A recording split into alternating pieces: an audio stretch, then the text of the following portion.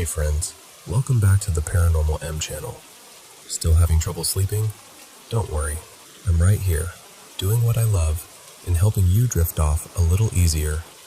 Thank you so much for all the love and support you've shown the channel, and for sharing so many of your paranormal experiences with us. If you've got more stories, don't hesitate to send them in. Now, drop a comment and tell me where you're watching from. Turn on your bedside lamp, get comfy in bed, and let's listen to today's paranormal experiences together. Good night. So, I woke up really early one Saturday, the kind of morning where the house is quiet and your brain just starts wandering. And out of nowhere, I got pulled back to when I was little, like preschool little. I don't even know why I remembered it so clearly, but once it came back, it hit me right in the chest. When I was about 3 or 4, I used to mess around on my dad's phone all the time. I'd tap random stuff, play little games, scroll through things I definitely didn't understand. And then there was this one night, late enough that everything felt darker and more serious, and the phone rang. No name, just an unknown number. I remember holding it like it was huge in my hands, and I answered like a little kid answers, like it's no big deal. Me, hello? And this voice comes through, calm, familiar, almost gentle. Hi, Winnie. I swear my stomach dropped, because nobody called me Winnie except my uncle, my mom's brother, Uncle Ray. And the thing is, Uncle Ray had died not that long before, maybe a year, maybe 2. Time is fuzzy when you're that small, but I knew he was gone, so I just blurted it out. Me. Who is this? It's your Uncle Ray. And I didn't even question it the way an adult would. I reacted like a kid who's been missing someone. Me. Uncle Ray? Where have you been? I miss you. And he sounded warm, like he smiled while he talked. I miss you too. I remember my eyes getting all hot, like I was about to cry but also felt relieved, like, oh, there you are. Me, where are you? Are you okay? There was this tiny pause, and then he said it, so simply. I'm okay now. I'm somewhere safe. Where? Heaven. And I just repeated it because I didn't fully get it. Heaven? Yeah, heaven. I remember gripping the phone tighter, like if I held on hard enough, it would bring him closer. Can I see you? And his voice softened even more, like he didn't want to disappoint me. Not right now, but one day, maybe. I didn't know what else to say. I was little. My brain couldn't hold big things like death and heaven and one day maybe. So I did what kids do. I made it simple. Okay, I'll talk to you later. Bye. Bye, Winnie. I'll see you. And then the call ended. That was it. No dramatic sound, no weird glitch, no movie moment. Just silence. The next day I told my dad like it was normal. Like, hey, Uncle Ray called me. And my dad got serious immediately. He kept shaking his head like he was trying to snap me out of a dream. He said, no, Winnie, your uncle is gone. You can't talk to him. And I remember feeling confused and kind of frustrated, because I knew what I heard. I knew the way he said my name. I knew the feeling of it. Then years later, just recently actually, I told my mom about it. And she didn't laugh. She didn't brush it off. She got quiet in this way that made my skin prickle. And she said, really calmly, that Uncle Ray had visited her too, more than once, over the years. And honestly, that's the part that made it feel even more real. Because if it was just a kid imagining things, why would my mom have her own stories? So yeah, I don't know what it was. I don't know if it was something spiritual, or some strange coincidence, or a memory my brain turned into something bigger. I just know it stayed with me. And sometimes, when I think about it, I don't even feel scared.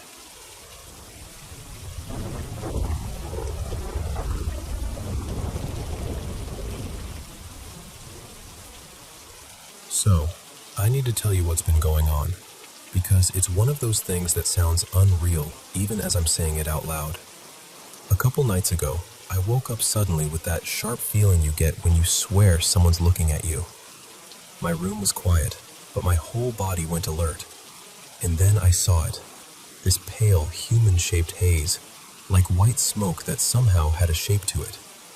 The part that still makes my skin prickle is where it seemed to come from. The tall mirror across from my bed, like it peeled itself right out of the reflection. It didn't rush at me or anything, it just walked.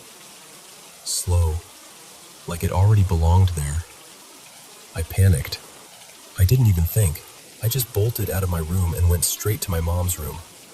Her name's Maribel, and she's the kind of person who sleeps like the world could end and she'd still be comfortable.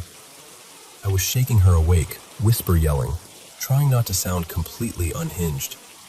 And then, this is the part that made me feel trapped. It followed me. I could see it lingering in the corner, like the air had thickened into a silhouette. I tried to stay calm, but I couldn't sleep. I just stared into that corner, watching it without blinking, afraid that if I looked away, it would get closer. Sometimes it did drift nearer to my mom's side of the bed, and I'd instinctively wave my hand through it like I was shooing smoke away from a candle. I know how ridiculous that sounds, but I was terrified, like primal terrified. The next day, it started messing with things in my room. Small things, but enough to make my stomach drop. I have this little magical girl figurine on my shelf, an anime character named Haruka Shinomiya, and I caught the smoky shape hovering around it, like it was drawn to it. It happened more than once, too, like it kept coming back to that exact spot. At one point, I saw something like a side profile in the haze, cheekbone, chin, the suggestion of hair, and I swear I felt my heart try to climb up into my throat. Then I saw it do something that made it feel real in the worst way. It pressed what looked like a hand against my wall. A hand that wasn't solid, just concentrated smoke, but shaped like fingers in a palm. I remember whispering, "Nope," out loud, like that would change anything. That night, my mom saw it too. I walked into my room and she was standing in the doorway, wide-eyed, staring at my bed. She told me she saw it sitting there, like it was perched on the edge, calm as you please. And Maribel doesn't scare easy, but she genuinely panicked. She started praying immediately, like it was the only thing her body knew how to do. Today, it's worse, or maybe clearer. I don't know. It's like once my brain learned how to see it, it can't stop seeing it. I've been noticing more than one smoky figure now. Different shapes, different corners, different little movements, like they're not all the same presence. If I had to guess, I'd say at least 3, maybe more. It's not like they line up and introduce themselves, you know? It's more like you catch one in the corner of your vision, then another near the doorway, then something faint by the mirror again. Sometimes, when I put my hand near where I see them, I feel temperature changes. A sudden cold, like the air gets sucked out. Or, this one's hard to explain, a tiny warm sting, like a quick little flare of heat right on my skin. Not enough to hurt, but enough that my brain goes, okay, something is there.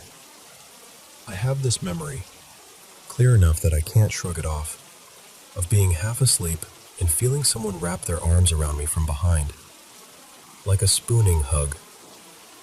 It scared me, yes, but it also felt comforting, warm, like somebody trying to calm me down. I remember thinking, I'm too tired to deal with this, and just letting it happen because it felt oddly safe in that moment. That's why I keep going back and forth in my head, because not everything about this feels threatening. But there's a but. Some of them make me feel off, like my whole body heats up, especially my stomach. Earlier, I tried to take a nap, and I felt this weight settle on my chest, like something laid itself there. I got nauseous, jittery, nervous in this deep chemical way. Like my body knew it didn't like what was happening, even if my brain couldn't explain it. So now I'm stuck in this awful middle place. Part of me wants to believe maybe they're just there, maybe curious, maybe even protective in their own weird way. And another part of me is terrified, because I've been through something before. When I was younger, I had an experience that felt like possession, and it was genuinely one of the worst days of my life. I don't want to relive anything even remotely like that. I don't want to accidentally invite something in, or let my guard down and regret it. I'm trying to stay calm. I really am. I'm more steady than I was at the start, but I can't pretend I'm not scared. It's the kind of fear that makes you listen to every creak in the house and feel your own heartbeat in your throat. And I keep thinking, if these are spirits, if that's what this is, how am I supposed to tell what's harmless versus what's malicious? What do you even look for? What do you do if they're benevolent? And what do you do if they're not? Honestly, I'm open to anything at this point. Religious, spiritual, pagan, practical, whatever. I just want to know how to protect myself, how to keep my home feeling like my home again, and how to make sure I don't end up in that nightmare place I swore I'd never return to.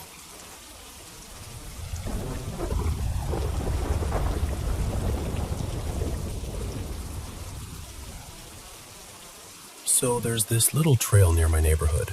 Nothing dramatic, honestly. It's a short one, like 10 minutes end to end, and my friends and I wander it sometimes when we feel like getting out of the house. But this was the first time we'd gone during fall. You know that sound dead leaves make when you walk on them? That loud, crunchy, impossible to be stealthy sound? Yeah, that was us, just stomping through the dark like a little parade. And for context, we've had moments out there before, like thinking we saw something move, or getting a random wave of unease. But it's always been vague. Nothing you could point to and say, that right there. Until last night. It was somewhere around 8:30 p.m. when I went with my cousin Mara and our friend Eli. We get to the trailhead, and we're not even a quarter of the way in when Eli slows down and glances over his shoulder. He goes, really casually at first, "Do you hear that? Like, footsteps behind us?" Mara and I kind of pause, listen, and I don't hear anything definite. Just leaves, distant wind, the usual night sounds. But the way Eli said it wasn't jokey. It was that tone people use when they're trying not to freak anyone out. We keep walking anyway. And then, maybe 10 seconds later, Eli stops again, sharper this time. "Okay, I swear I just heard a voice. Over there." He points into the woods on our right. So we all stop. Full stop. No leaf crunching, no talking over each other. Nothing. Mara immediately goes, "I've had a bad feeling since we stepped onto the trail." Like she'd been holding it in and finally admitted it out loud. And she says she heard the voice too, like a quick, weird sound that didn't match anything else around us.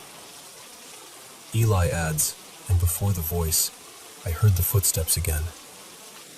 Meanwhile, I'm standing there realizing I'm the odd one out, because I hadn't felt or heard anything strange up to that point. But I believed them. Their faces weren't, "Let's mess with you." They were pale, listening too hard. So we agree, pretty quickly, that we're done for the night. We turn around and start walking back toward the road. And weirdly, the walk out feels normal. No more sounds, no more weird feelings.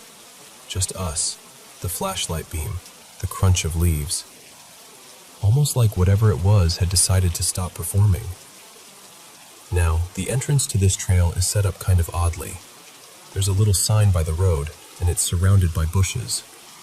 You walk through a narrow path in the bushes into this small clearing, and then on the other side of the clearing, that's where the actual trail begins. So we cross the clearing, heading back out, and we step into that tight little corridor of bushes. And that's when my body reacts before my brain does. I suddenly feel on edge. like the hair on my arms isn't just standing up, it's listening. I stop, turn around, and swing my flashlight beam back into the clearing and toward the trail. Nothing. No movement, no figure, no eye shine.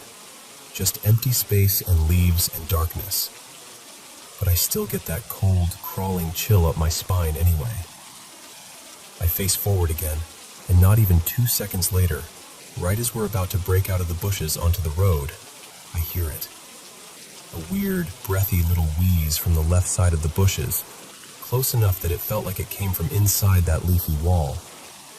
And it sounded like a young voice trying to speak through a tight throat, like, "Hey." Just that. Hey. And I know how this sounds, but it wasn't like someone calling from far away. It wasn't a clear adult voice. It was small and strained, almost like someone testing whether we'd respond. I was the only one who heard it. I immediately blurted out something like, "Did you guys hear that? It sounded like someone just said, 'Hey,' right there." We spill out onto the road and turn around, shining our lights into the bushes where I heard it. Nothing. No person, no animal, no rustling, no footsteps, just bushes. So we leave. We go back home, hang out, try to laugh it off, but of course we keep circling back to it, replaying it, comparing what each of us heard, trying to make it fit into something normal. And when I describe the voice, how it was breathy and kind of young, Eli just looks at me and goes, "That's the same thing I heard deeper in the trail." Which didn't make me feel better, at all. And here's the part that's been sitting heavy in my mind since. Earlier this year, Mara and one of her friends went off the trail a bit, just wandering, not thinking, and they found a rope hanging from a tree, like a noose. They showed me the spot another time, and I saw it too, but we never heard anything about someone actually dying out there. No news story, no neighborhood talk, nothing. So I don't know what that means, if it means anything at all. I just know that I already believed in paranormal stuff before this, mostly because I've had my own experiences at home, things I've seen. But last night was the first time I can honestly say I heard something I can't explain. And it was also the first time I've ever had something like this happen with other people there with me, where we were all picking up on pieces of it, like we each caught a different part of the same thing. It's not some huge movie-level haunting story. Nothing chased us. Nothing grabbed us. We got out fine. But it changed something for me, because now it doesn't feel like it's just bad vibes anymore. Now it feels like there's something in there. And the scariest part is how casual it was. Just a quiet little, "Hey," from the bushes, like it wanted me to turn my head one more time.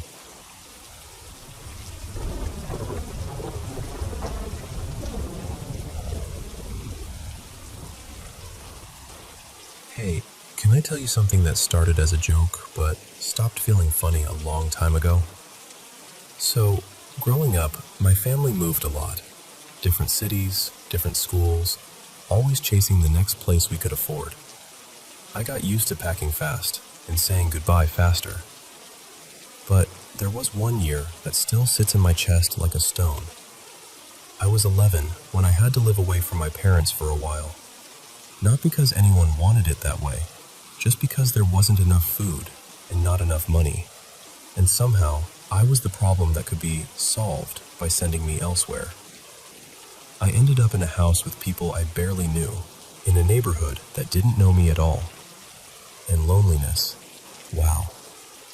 Loneliness at that age is loud. It's not quiet sadness. It's like getting hit by a truck and then being expected to act normal. So I started talking. Not to friends. I didn't have those yet. I talked to the things that wouldn't walk away. The plants on the windowsill. The ceiling fan. The moon. The stars whenever I could see them. I'd whisper like they were listening. Like they were keeping my secrets safe. Years went by. I got older, got more curious, read more. I was raised Buddhist, and I started asking questions. Real questions. The kind you can't neatly tuck into a lesson. And the more I saw people using religion like a tool, like a way to control others or show off, I got angry. Not at belief exactly, more at what people did with it. So one day, half out of spite and half out of boredom, I made up my own god. I know, it sounds ridiculous. That was the point. I called it Kiri. Not from any holy book, not from any tradition. Just a name that felt like it belonged to something that only existed for me. I made up rules like it was a game. Little rituals, tiny promises, bargains that were more like dares. And I'd talk to Kiri the way I used to talk to the moon. Softly, privately, like I was embarrassing myself on purpose. At first, my wishes were silly, teen stuff. Please let me get out of trouble. Please let this one awkward thing go away. Please let me pass this test even though I barely studied. Things like that. And then, this is where it gets weird. Some of them came true. Not in a magical lightning bolt way. More like, life would tilt, just slightly, in the direction I asked. And when something didn't happen the way I wished, something else would happen that felt better than the original wish. Like I got upgraded without ordering it. I laughed it off for years. Coincidence, I told myself. Confirmation bias. I even liked the idea that my brain was just being dramatic. But then I started doing this thing. I don't even know what to call it. Future guessing? Like, I'd have two possible outcomes in mind. Let's call them option A and option B. And I'd use something random, like flipping a coin, or a little spinner app on my phone. I'd tell myself, okay, Kiri, if A is likely, give me the same result 3 times in a row. Like 3 blacks, or 3 heads, or whatever. And sometimes, it hit 3 in a row. And then later, A would happen. Not every time, but enough times that it started crawling under my skin. I still kept it playful. I treated it like a private joke between me and my imaginary god. If anyone had asked, I would have shrugged and said, I'm just messing around. Then a couple years ago, I got into gotcha. Hard. The kind of hard where you tell yourself you're just spending a little, and then suddenly you're tracking probabilities like it's your job, chasing that one pull that'll finally make you feel satisfied. I started wishing constantly, over and over. And weirdly, the wishes stopped working the way they used to. I got more desperate. I kept asking, kept bargaining, kept pushing, like I could force luck to obey.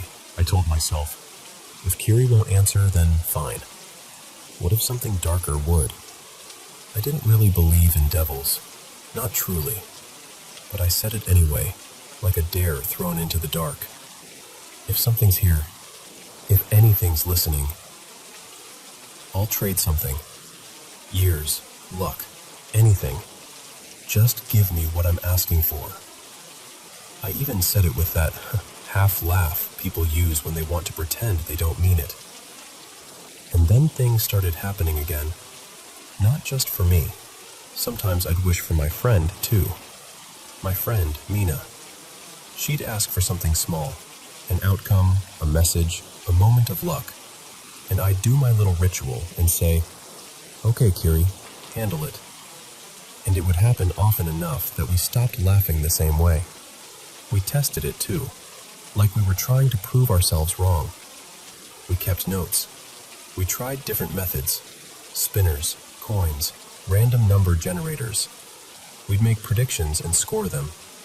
Over weeks, it felt like we were hitting something like 8 out of 10. 8 out of 10 is way too high to feel normal. I didn't know whether to feel proud or terrified.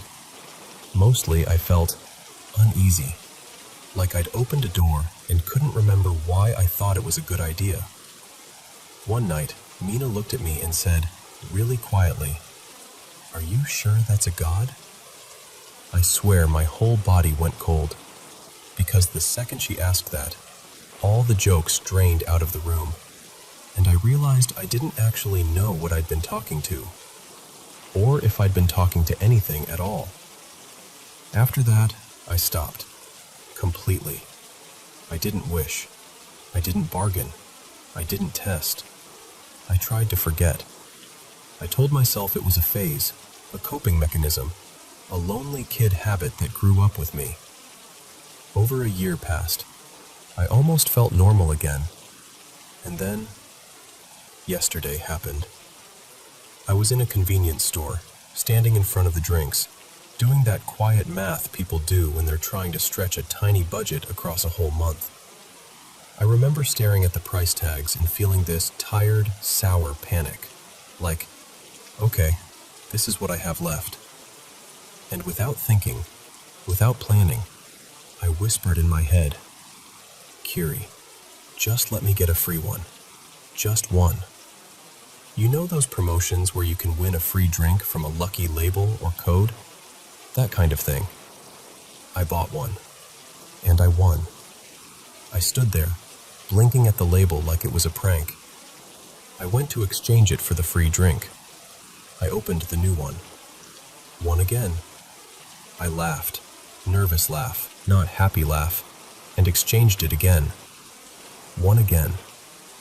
This kept going until it stopped feeling like a joke and started feeling like a spotlight on my life. Like something was saying, remember me? 12 times. 12 consecutive wins. By the time I walked out, my hands were actually shaking.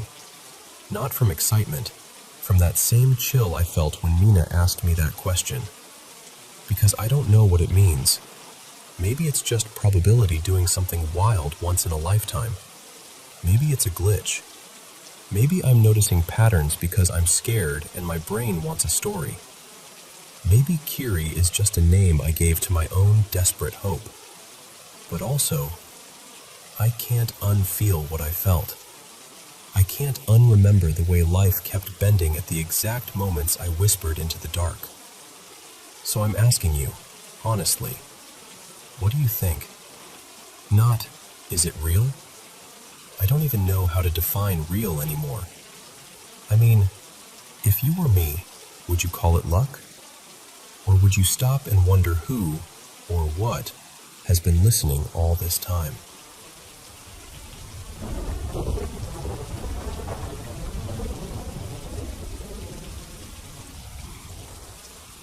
So, let me take you back for a second.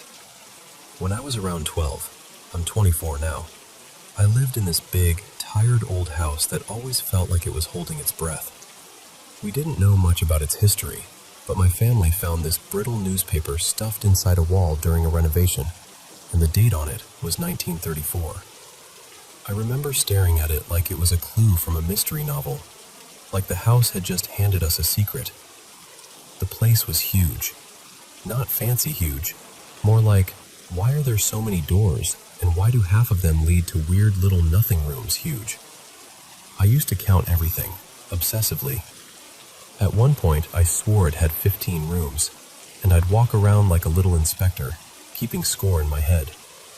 There were corners of that house that felt like they belonged to someone else. There were 2 basements, which sounds dramatic, but it was actually just unsettling. One was right off the garage, an old, stubborn door that led down into this concrete cellar. It smelled like cold dust and metal, and you could get to some of the house's ducts down there. The other basement was inside the house, the one we used more, and that's where the laundry was, along with a storage room that always felt like it was waiting for you to look away. Even our bedrooms had their own little, "this place is weird" features. Mine and the room next to it both had crawl spaces that disappeared into the walls. I shoved furniture in front of a couple of them, dressers mostly, like that would somehow make them less real. I never told anyone I did it out of fear. I probably pretended it was just for more space or something. But yeah, it wasn't for space. The house made noises constantly. Pipes clicking, floorboards popping, the slow groan of wood settling. and we couldn't afford to heat it properly through the winter, so we'd hang blankets in doorways and tape plastic over the windows. It worked, kind of, but it also made the whole place feel dim and sealed off, like the daylight couldn't quite reach us. And when I was home alone, that's when it got bad. I'd get this awful feeling like someone was right behind me, close enough that if I turned around too fast, I'd bump into them. I'd whip my head around over and over, trying to catch nothing. Sometimes I'd even yell out, just to prove I wasn't scared. Like, "Hello? Anyone there?" Trying to sound tough while my voice cracked because I was 12 and terrified. Looking back, I know how it sounds. A dark house, a kid with an imagination, the normal, creepy soundtrack of an old building. I get it. But the feeling was real. It stuck to me. Then one day, I went downstairs to switch the laundry. I remember it clearly because nothing about it was unusual at first. Just me carrying a basket, the hum of the machines, that stale basement air. I switched the clothes over, grabbed the basket, turned, and noticed this big tank against one of the outer walls of the laundry room. It wasn't a water heater. It looked older than that, like it belonged to some long-forgotten system the house used to have, some reservoir or storage tank for something that didn't exist anymore. Nobody ever touched it. It sat there quietly like a piece of the house's skeleton. It was always coated in dust, like thick dust, the kind that looks untouched for years. But this time, it wasn't untouched. There were handprints all over it. Dozens. I just froze. You know that moment where your body reacts before you even get a thought together? That was me. My stomach dropped, my skin went tight, and the inside of my head went completely quiet except for one word. Nope. I don't remember setting the basket down. I don't remember backing away. I remember turning and sprinting up the stairs like something was right behind me. Like if I slowed down, it would grab my ankle. I stayed upstairs the rest of the day. I wouldn't go back down. I didn't even want to walk near the basement door. And the worst part wasn't the tank itself. It was what my mind did afterward. Because once you've seen something like that, your brain starts trying to solve it. It starts building explanations out of whatever scraps it can find. And half of those explanations are worse than the truth. Maybe someone did it as a prank. Maybe it was old handprints I'd never noticed. Maybe the long fingers were just smears. Maybe.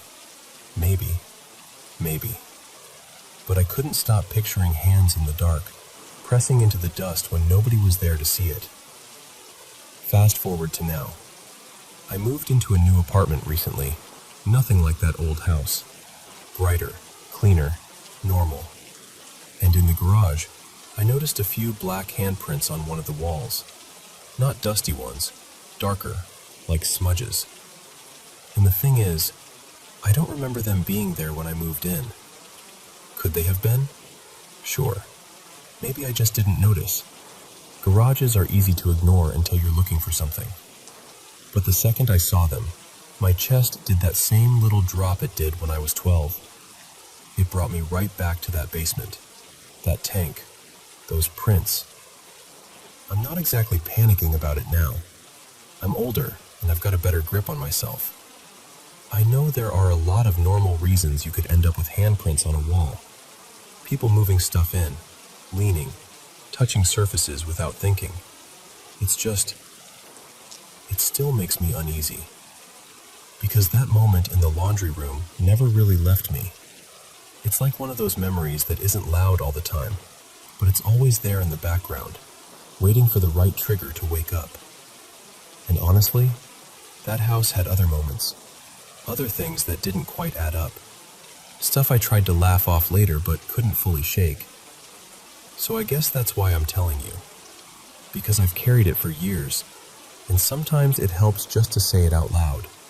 To let someone else hear it and go, yeah, that is strange. Or, here's what it might have been. Or even just, I get why that freaked you out.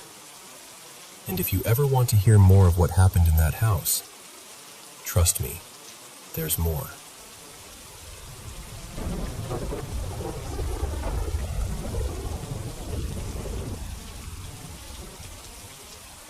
Hey, so I grew up just outside Lewiston, and I've lived around here long enough that most places feel familiar in my bones.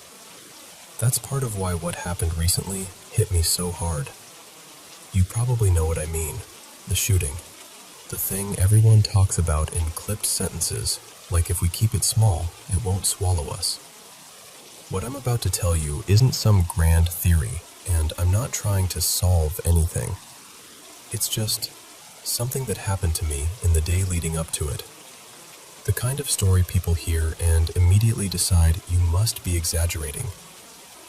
I'm not. I wish I were. So, about 24 hours before everything happened, I had one of those stress spirals where my sense of self starts slipping. If you've never dealt with dissociation, it's hard to explain without sounding dramatic. It's like your mind turns into a tug-of-war rope, and you're holding on with burning hands, trying not to get pulled into a version of you that doesn't feel like you. When it gets bad, I do weird grounding stuff. Not dangerous, just symbolic. That night, I decided I was going to burn a small bag of clothes I'd been clinging to, pieces that felt tied to the part of me I was trying to quiet down. Think of it like trying to let go of a skin you're terrified will grow back. There's this wooded area I go to when I need to be alone. People around here have spots like that, little pockets of trees where you can breathe without an audience. And when I got there, I heard gunshots. Not one or two, a lot. Rapid, over and over. Now, this is Maine. Hearing gunfire isn't automatically a red flag. It could have been someone target practicing, could have been a range nearby, could have been any number of normal, everyday things. But that night, it made my stomach go cold anyway. Like my body noticed something my brain hadn't caught up to yet.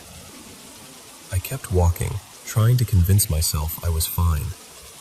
I made it to a place I sometimes crash when I'm not doing well. A tucked-away spot not too far from this local bar and rec place people know well. Not right next door, but close enough that you could hear the hum of cars if the wind was right. And by then, the gunshots had stopped. The silence afterward was worse. Normally, I'm kind of on autopilot when I'm out there, but that night, I couldn't shake the feeling that I wasn't alone. Not in a spooky, there's a ghost way, but in a very human, very practical way. Like someone else was out there too, watching the same tree line. I told myself I was being paranoid. I even laughed at myself a little like, okay, calm down. You're not the main character in a horror movie. And then I started heading back. When I came out near the path entrance, there was a car parked right where I'd gone in. And I mean right there. Like, lined up parallel to the trail, positioned in a way that made it feel intentional. This isn't a busy pull-off. It's not the kind of place where someone accidentally stops unless they have a reason. My heart started doing that awful hammering thing. I stood there for a second, trying to act normal, because there's this instinct we all have. If you pretend you're not scared, maybe the world will believe you and make it true. But the car didn't move. I left. I didn't call the cops. Around here, people don't always call over gunshots unless they're certain. It's not that folks don't care. It's that you learn, over time, what gets taken seriously and what gets shrugged off. When I got home, I crashed hard, mentally, emotionally. I'm going to be honest with you. I was in a bad place. The kind of place where your thoughts start whispering really cruel options. I didn't do anything, but I got frighteningly close to not wanting to be here anymore. And then I had this experience I still can't put into neat words. It felt like I left. Like I died for a second. Not in a dramatic movie way, more like a light flickering off. And then I came back. The The strange part was the feeling that the me I'd been fighting, the other voice, the other self, took the hit. Like it stepped forward and absorbed the fall, and then I opened my eyes and I was still here. I know how that sounds. Believe me, I know. The next day I tried to go to work, but I was foggy. I couldn't eat. I couldn't focus. Everything felt slightly out of sync, like the world was running a fraction of a second ahead of me. Around early evening, I ordered food, some fast food delivery, nothing special. And while I was waiting, this wave hit me. You ever get that deep, physical dread that doesn't start in your thoughts, but in your body? Like something grips you from the inside? That's what it was. It landed in my gut, sharp and cold, and suddenly I was sick, violent, unstoppable sick. And with it came these flashes in my head, a countertop, a jar, a specific angle of light, like a memory trying to force its way through a locked door. And then, this is the part that still makes my throat tighten. I had this sudden sense of childhood trauma. Not a full movie of it, more like a horrible realization without a clear picture. Like my mind was saying, this happened, but not offering a name or a face. I wasn't trying to invent anything. I wasn't sitting there thinking, let me create a story.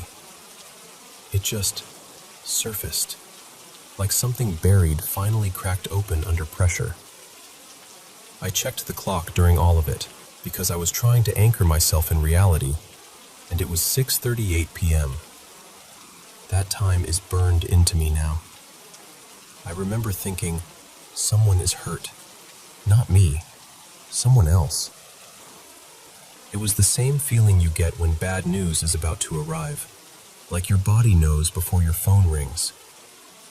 I kept thinking of that scene in a sci-fi movie, where the wise old character suddenly winces like they've felt 1,000 people disappear at once. That's the closest comparison I've got. It was grief without a source, terror without a target. And then the news started unfolding. The locations, the timing, it all threaded through places I knew too well. I spent years bouncing around Lewiston when my life was unstable. I've slept rough near the same stretches of town. I've walked past the same doors. I've stood outside the same buildings, hungry and exhausted, staring at the lights inside like they belonged to another species of human. When they said where it happened, I felt my chest drop. Because those weren't abstract dots on a map to me. Those were real corners I've stood on. A friend of mine, Riley, texted me later and asked if I was okay, and I remember staring at the message thinking, how do you answer that? How do you say, I'm alive, but I don't feel fully returned to my own life? Because 2 months earlier, I'd had this bizarre, humiliating moment where a stranger in a restaurant screamed at me, called me disgusting names, accused me of things that weren't true, over something as stupid as the shirt I was wearing. A pink anime tee. That's it. And it wasn't just an insult. It was like she needed me to be a villain so she could feel righteous. And after the shooting, that memory didn't feel random anymore. It felt like a pattern. Like something in this town gets under people's skin and turns them into mirrors for their worst fears. A couple days after, I started watching this old anime called Paranoia Agent. It's about a community that keeps blaming a mysterious figure for everything. Like if you can point at a phantom, you don't have to look at your real pain. And I couldn't stop thinking about that. Because that's what it feels like here sometimes. Like there's a shadow that moves through Lewiston. Not a literal ghost, not some cartoon monster, but something heavier than that. Something that feeds off fear and isolation, and the way people quietly give up on each other. And listen, I know I sound like I'm rambling. I know how easy it is to roll your eyes at this. I'm not asking you to believe in magic or secret plots or anything like that. I'm just telling you what it felt like to be in my body in the hours before it happened. The gunshots in the woods, the car at the trail, the sudden sickness and dread, the way my mind cracked open and spilled things I wasn't ready to see, the way the whole town seemed to tilt, like the ground under it had been hollow for a long time. All I know is this: something is wrong here. Maybe it's just trauma layered on trauma. Maybe it's the way pain echoes in a small place and starts sounding like prophecy. But whatever it is, I don't want it to take anyone else. So if you're listening to this, and you've ever felt that same kind of invisible pressure, like the air itself is warning you, please don't ignore it. Take care of yourself. Stay close to the people who keep you steady. And if you're ever passing through Lewiston and you feel uneasy for no reason, trust that feeling.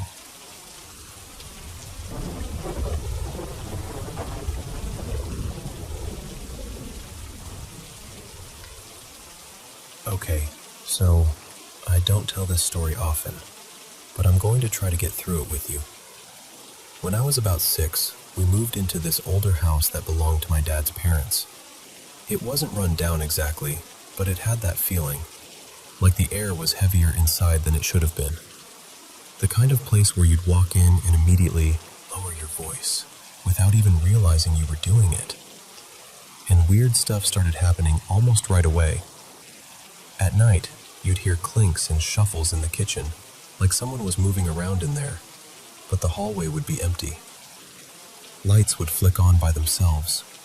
Small things would go missing, like a fork or a set of keys, and then turn up somewhere that made no sense, like inside a cabinet we didn't even use, or on the basement steps. My mom swore she put a pair of scissors on the counter once, and found them later sitting in the bathtub upstairs. We'd hear what sounded like little kids giggling, but it would be coming from places no kids were, downstairs, or right outside my little brother's room. And sometimes, late at night, these dark shapes would move across the corners of your vision. You'd blink and they'd be gone, but your stomach would still drop like they were still there. I had one moment in that house that still makes my skin go tight when I think about it. So, my bedroom had this door that led directly down into the basement. Not a normal down-the-hall basement door. This one was in my room. Our basement was kind of half above ground, and the living space sat on top of it, so the door was there like it belonged. One night, I woke up to the slow creak of that door opening. I remember thinking, half asleep, oh, it's just Mom checking the laundry, because the washer and dryer were down there. I didn't even sit up at first. I just stared toward the door, waiting for a familiar shape. But what stepped into that doorway wasn't my mom. It wasn't my dad either. It was this figure. Just darkness shaped like a person, but wrong somehow. Too still, too quiet. And the worst part was the feeling that it was looking at me. Like it knew I was awake. Like it was waiting to see what I'd do. I couldn't move. I couldn't even breathe right. I did the only thing a terrified 6-year-old can do. I yanked the blanket up over my head and squeezed my eyes shut so hard it hurt. I stayed like that until I don't even remember when. I must have passed out from fear. That was the first and last time I ever saw that thing directly. But it wasn't the end of what was happening in that house. Not even close. A couple months later, my little sister, let's call her Mia, was 2, almost 3. Just a tiny kid. And she started saying this same sentence over and over, like it was a normal part of life. Do you see the black kitty? Black kitty. Only we didn't have a cat. We didn't have any pets. So at first we did what families do. We laughed a little, brushed it off, figured it was just toddler imagination, until it wasn't cute anymore. Because then the night started. I'd be asleep and suddenly I'd hear Mia screaming like she was being chased, like real, panicked, choking sobs. And she'd be yelling, clear as day, "The black kitty is gonna get me! It's coming! It's coming!" And I know how that sounds. I know it sounds like something from a horror movie, but I can't even explain to you what it does to your brain to hear those words coming out of a 2-year-old at 2 in the morning. She wasn't playing. She wasn't half dreaming. She was terrified. And Mia kept talking about the cat, but the way she talked about it changed. It wasn't Kitty anymore. It was Black Cat. Always Black Cat. And always with this warning in her voice, like she was reporting something she couldn't stop seeing. Eventually, my grandma told a family friend about it. This woman named Renee who, honestly, I didn't know what to make of at the time. She wasn't loud or dramatic. She didn't come in trying to scare anyone. She was calm, gentle. But the second she stepped inside, her whole expression shifted. Like her body registered something before her mind even spoke. She looked at my mom and said, very quietly, something like, "There's something here that doesn't want your family here." And then she added the part that made my mom's face drain. "It's focused on the little one, because she's young, because she's open." A few days later, Renee came back and said she wanted to bless the house. She walked room to room, doing what she called anointing, moving slowly, speaking under her breath, touching door frames. The air felt tense, like the house was holding itself still.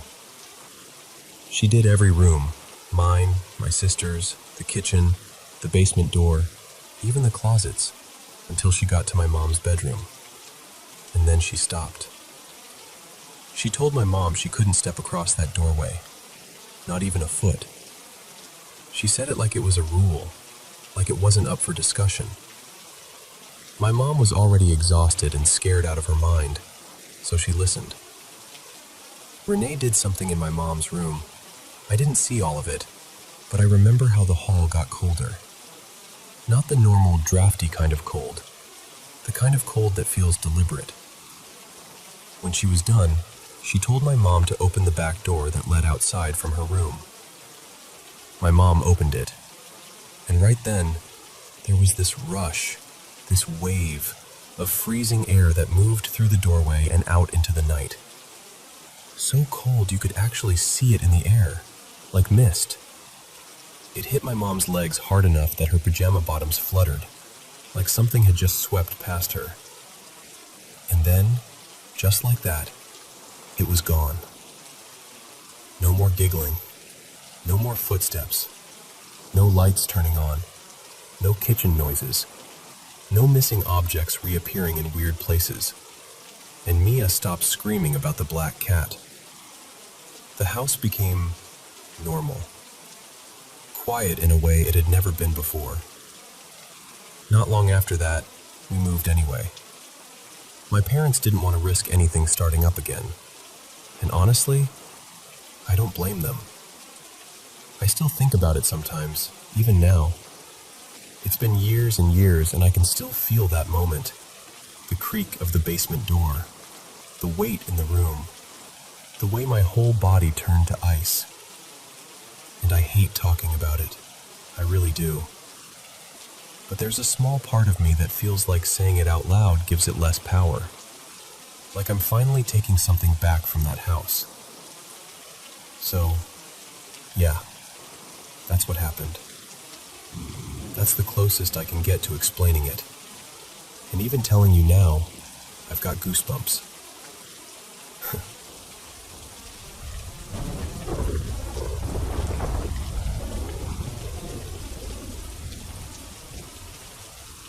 So, I've had sleep paralysis a few times before, and honestly, it usually doesn't shake me up too badly. But this one had a different weight to it. Last night, the moment I finally drifted off, I was suddenly somewhere else.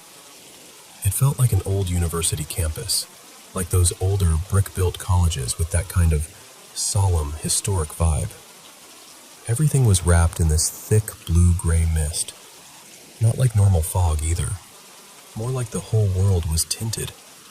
And there wasn't a sky, not really. No stars, no moon, No light source at all. Just haze. Like the scene was lit from nowhere. I realized I was standing near a roadway, right by a curb, facing a sidewalk. I stepped up onto the sidewalk, then started walking down this grassy slope, maybe a 15-foot drop. Not steep, but enough that you feel yourself descending. And while I'm walking down, I have this strange awareness that there are people around me. A lot of them. But nobody's interacting. Nobody looks at anyone else. No eye contact. No acknowledgement. Like we're all sharing the same space, but acting like we're alone. At the bottom of the hill, there's this wide sidewalk that runs along the base of a big building. 5 stories tall, red brick. And the building felt important in the way it loomed over everything. What grabbed me immediately were these 2 massive arched passageways, each one maybe 20 feet tall, set apart from each other, like 40 feet or so. And both of them were filled with this dark black mist. Not shadow, mist, like something thick and moving. I couldn't see into either archway at all. Between those arches, up on the 3rd floor, were 4 large windows. Wooden frames, divided into multiple panes, with arched accents at the top. They were pitch black, no reflections, no hint of the foggy sky, nothing. Just blank darkness like someone had cut holes into the world. I'm about halfway down the slope when I see him. Not running, not rushing, just appearing in a way my brain couldn't fully explain. Like he was already there and my eyes only caught up afterward. He stepped through the brick wall directly beneath those windows, between the archways, as if the building wasn't solid at all. He was tall, still, wearing that unmistakable brimmed hat. And even though the fog and distance should have made details hard to see, I knew it was him. Like my mind recognized him before I consciously processed it. The Hat Man. He walked straight toward me, and this is the part that really gets under my skin when I replay it. It felt like the crowd around us didn't exist to him, like he'd singled me out the second he arrived. He stopped close, too close, and turned his face toward me. And I swear to you, it was like he looked directly into me, with eyes that weren't really there. Like the idea of eyes, the shape of a gaze without any actual features. Then he put his hand out for a handshake. He spoke 3 sentences. The first one sounded like an introduction, like he said his name or title, but I couldn't understand it. It didn't register as a normal language, more like it slid right off my brain the moment I heard it. The second sentence, I heard perfectly. I'm here now. The third sentence, I remember that I understood it clearly in the moment, and it hit me like it mattered. But the worst part is, I can't recall what it was. Like it got erased. And for a split second, I did something that surprises me even now. I reached my hand out. It wasn't curiosity exactly. It was more one like, he felt familiar. Not friendly, not comforting, but familiar like a presence you felt before. Like déjà vu that has a pulse. As my hand moved, I said, I'm Rowan. Can you repeat the first thing you said? And our hands touched. And that's when I yanked myself back in the only way I could. I shouted, out loud in the dream, maybe out loud in real life too, I'm not sure. I do not accept. The moment I said it, he withdrew his hand. Not angrily, not dramatically, just smoothly, like that was the rule. And then the blackness hit. It swallowed everything. Fog, building, people, like someone turned the universe off. And I snapped into that awful in-between state, fully aware, but trapped in my body. Classic sleep paralysis. I could feel myself trying to wake up, trying to move, trying to force sound out. I was panicking, but also weirdly focused, like wake up, wake up, wake up was the only thought that mattered. Next to me in bed, my partner, Maya, was there. I tried to get her attention. I tried saying her name. I tried moving my leg, nudging her, anything. I don't even know what finally did it, but she stirred. And the moment she put her hand on me, I jolted awake so hard it startled her. Like I snapped back into myself all at once. I told her, I had a bad dream. And she looked at me, half asleep but serious, and she said, yeah, I know. I was having a really weird dream too. That part still messes with me because I wasn't even trying to spook her. But it felt like something had leaked across the room, you know? Like the atmosphere followed me back. I wanted to explain everything right then, but she's the type who really doesn't handle scary stuff before bed. So I just let it go. We both went back to sleep. But today I can't stop thinking about it. I've done a little digging, nothing intense, just reading what people say about the Hat Man and sleep paralysis. And what's strange is, people see him all the time. They describe him all the time. But I haven't really found many who say they actually spoke to him, or touched him, or had him offer a handshake like that. So I keep circling the same question in my head. If he reached out like that, if he said, I'm here now, what would have happened if I did accept? And maybe this sounds naive, but part of me feels this stubborn pull, like I want to find him again. Not because I'm looking for trouble, more like I want answers. Like I want to face whatever that was on my own terms. Because I can't shake the feeling that that handshake meant something. And I said no. And he listened.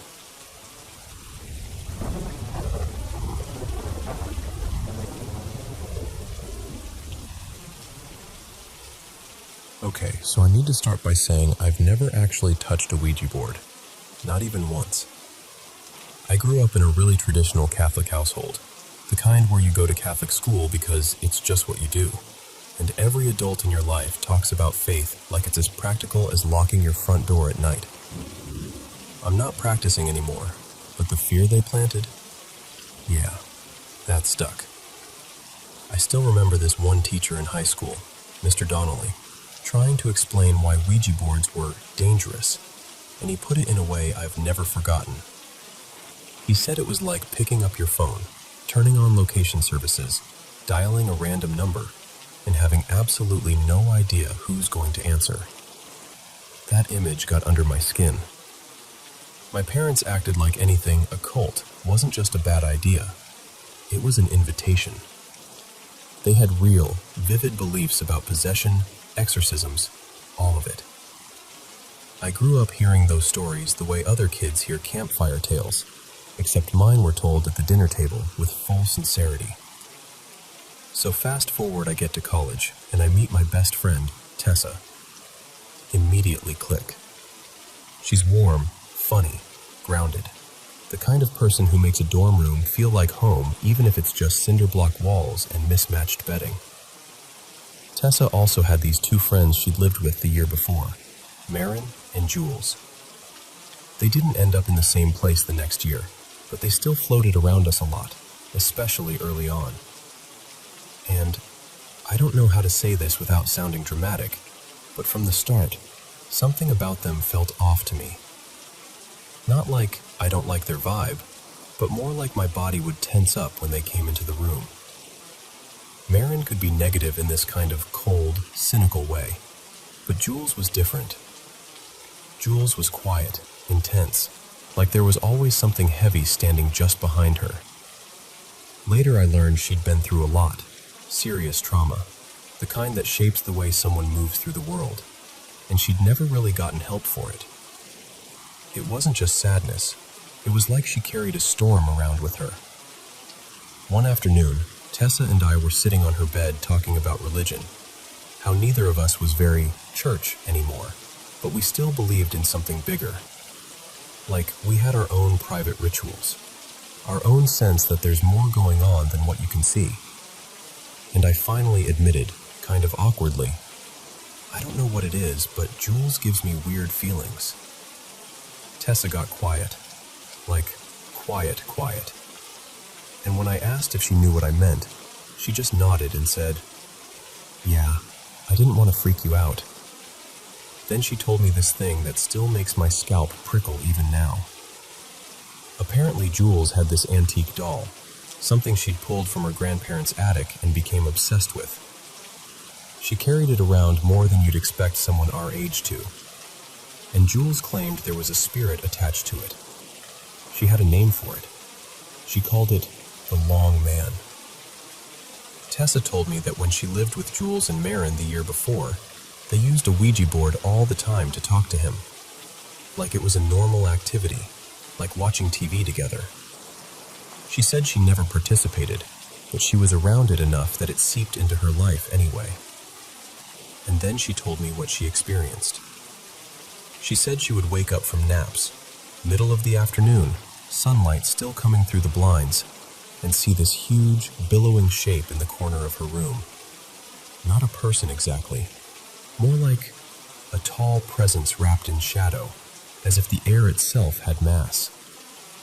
She said she'd blink and sit up and it would still be there, unmoving, just watching. And then there was the Ouija board incident. Tessa swore to me that once she walked into the living room while they were mid-session, and the little planchette, the piece your fingers rest on, shot off the board like it had been snapped from a rubber band. It flew toward her, not gently, not like it slid, like it got thrown. Jules apparently just said, very casually, he doesn't like extra people. Tessa told me that as move-out got closer, the presence started showing up nearer to her bed, like it was closing distance. And one night, she woke up and felt like it was right there, not in the corner anymore, but looming over her, so close she could barely breathe. She said she couldn't scream, she couldn't move, just this crushing sense of being pinned under something immense. And then, after she moved out, it stopped, like it had been tied to that place, or to them. The part that really messed with me came the next year. A girl we both knew, Lena, ended up moving into that same dorm apartment. I knew Lena from campus stuff and from bonding over being raised Catholic. She was still practicing, still wore a little medal sometimes, but she was also the kind of person who didn't judge me for stepping away. One day, Tessa and I ran into her at the university housing office, and Lena looked wrecked, like she hadn't slept in weeks. Her skin had that hollow, papery look. When I asked if she was okay, she just crumpled. Tears immediately. No warning. So we took her to grab coffee, and once she caught her breath, she told us what had been happening in the apartment. Cabinet doors flying open, slamming shut so hard the wood rattled. The front door opening and slamming like someone was trying to break in. She actually called the police, and the officers showed up, looked around, didn't find anything, and this is the part that makes me angry for her. They laughed like she was wasting their time. But the worst part wasn't the noise. She said when she tried to sleep, she'd wake up to something cold hitting her face, like a hand smacking her cheek. Not a dream jolt, not a twitch, a deliberate, flat-palmed smack, again and again. And then she started seeing it. A massive figure at the foot of her bed, tall, hazy, like smoke held in the shape of a person, looming, swelling in the darkness. She was so scared she had her sister come stay the night, and her sister saw it too. Not, I think I saw something. Like, she sat up and whispered, "Lena, there's something in here." One night, Lena was showering, and the bathroom cabinets started slamming like someone was rage searching through them. Then the shower curtain whipped back, ripped open so fast it snapped on the rings, and she heard footsteps pounding up and down the hall outside the door, running, back and forth, like something pacing. That's why she was at housing, begging for a reassignment. Tessa, trying to help, told her, "You should talk to Jules. She lived there." So Lena did. And Jules, apparently, laughed. Just straight up laughed. And said something like, "He doesn't like strangers. Good luck." Lena stayed in that apartment for the rest of the school year, because there weren't openings and housing basically shrugged at her. She just endured it. A couple years later, I ran into her again, and I asked, carefully, if things ever got better. She got this distant look and said there was one final night that felt like a turning point. She and her sister were in the bedroom. Lena had a crucifix on the wall, just a simple one, and she said it started shaking, like vibrating in place. Then it fell. Not slipped. Fell like it had been yanked. The closet door started opening and slamming hard enough to make the hangers rattle, and her sister said, very firmly, "Don't look. Just pray." So they did. They started saying prayers out loud. Catholic prayers Lena knew by muscle memory, even through panic. Over and over, like holding onto a rope in the dark. And then Lena said there was this sudden flash, white, bright, not warm exactly, but clean, like a camera flash filling the whole room.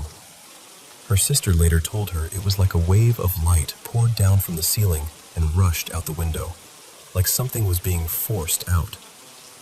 And after that, Lena said the air changed, like the room settled, like the pressure released.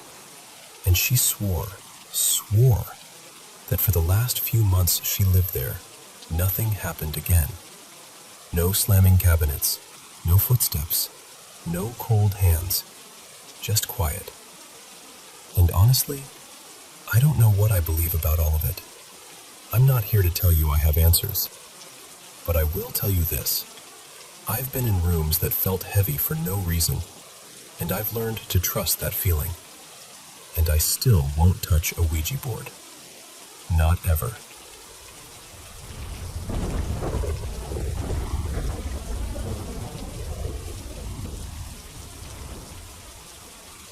So let me tell you something that still gives me goosebumps when I think about it. In my country, Spain, January 6th is a big deal. It's Epiphany Day, the day of the three wise men. We grow up waiting for them, not Santa, and we give each other gifts like it's our version of Christmas. It was January 6th, 2020, right before the world tilted into the pandemic, and that morning started like any other holiday morning. Until it didn't. My mom, Lucia, was walking across the living room and suddenly her foot didn't move the way it should. Just a tiny thing at first, like her body hesitated. But it wasn't nothing. After a blur of appointments and scans and those awful hospital waiting rooms where time stretches, we learned it was a brain tumor. And in the middle of all that, my parents still did what parents do. They tried to give me joy. That same day, my dad, Javier, handed me an envelope with concert tickets. 2 seats, something my girlfriend at the time, Ines, she's my wife now, and I could go enjoy together. Music was always our thing as a family. We traded concerts like other people trade recipes. I even gave them tickets to a show they'd been excited about, like we were all trying to keep life normal by promising ourselves nights out and loud songs and future plans. Except, none of it happened. COVID arrived like a sudden storm. Concerts were canceled. Hospitals became fortresses. And my mom's treatment got harder and harder. Chemo cycles, weakness, days where she looked smaller in her own clothes. Then, cruelly, she caught COVID while already hospitalized. She was too drained to fight it. She died in the ICU not long after. And then, when I was still trying to understand how a house can feel so quiet after someone is gone, life did it again. About a year later, maybe a little more, my dad died suddenly of a heart attack while hiking in the mountains. He was with his best friend, doing the thing he loved most. Somehow that detail is both comforting and unbearable at the same time. After that, their house became complicated. Not just physically full of stuff, but emotionally full. Every drawer felt like a time capsule. Every sweater still held a shape.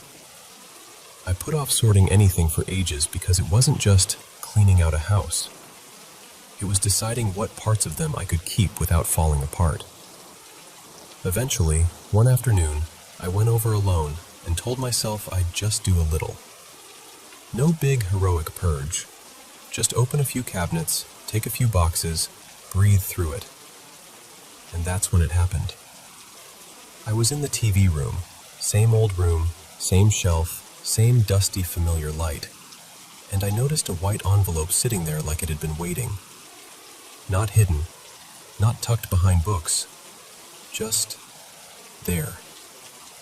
Before I even picked it up, I felt this strange certainty in my stomach. Like my body knew what my eyes hadn't confirmed yet. Inside were the concert tickets. The last gift my parents had given me. The ones I'd never used. The night out I never got to have with Ines. The future that got erased. But there it was, right in front of me, like someone had placed it gently in my line of sight.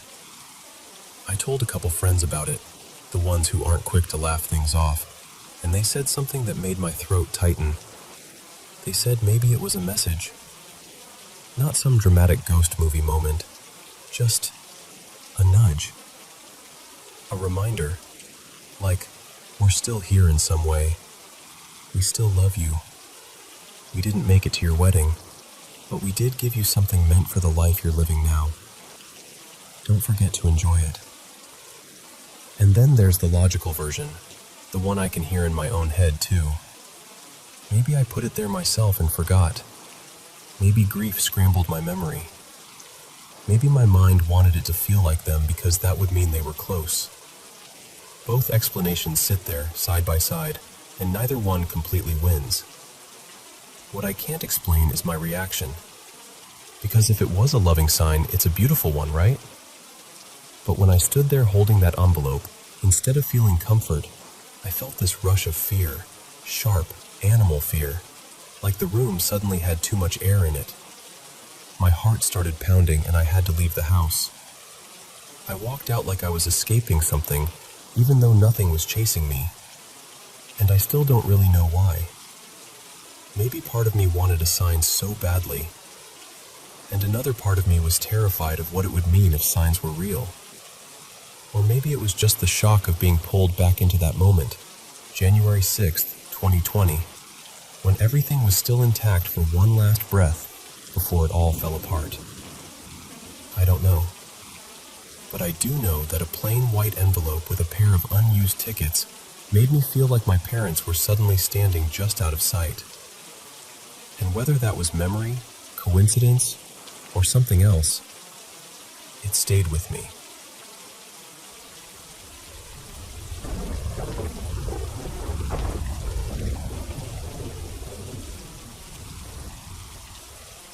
Alright, so let me start by saying this. I'm not new to weird nights. I've done enough duty shifts to know that sometimes the bump in the night is just drunk soldiers doing drunk soldier things. And sometimes it's something you can't explain without sounding like you've lost your mind. This happened back when I'd just pinned corporal. Fresh responsibility, trying to do everything by the book. It was my first time as the CQ-NCOIC after 1800 at Fort Cavazos, Texas, back when a lot of people still called it Hood out of habit. I was taking that SOP seriously. Every hour, I'd get up, do my checks, make sure my runner was good, walk the halls, look in on the usual problem areas, then head back to the desk. To kill time, I had my laptop set up in this conference office, one of those fancy rooms where the commanders and senior enlisted meet earlier in the day. After hours, it's dead quiet, like the building's holding its breath. I threw on an anime, something and brutal, the kind of show that makes the hours move a little faster. I'm watching, half relaxed but still keeping an eye on the clock, because duty makes you feel guilty for enjoying anything. And then, out of the corner of my eye, I see someone standing in the doorway. Just for a second, a flash. My brain does that quick scan it always does. Male, maybe mid-30s, white guy, average build.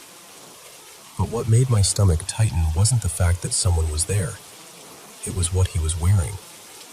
He had on an old digital camouflage uniform, the older pattern, and it looked perfect.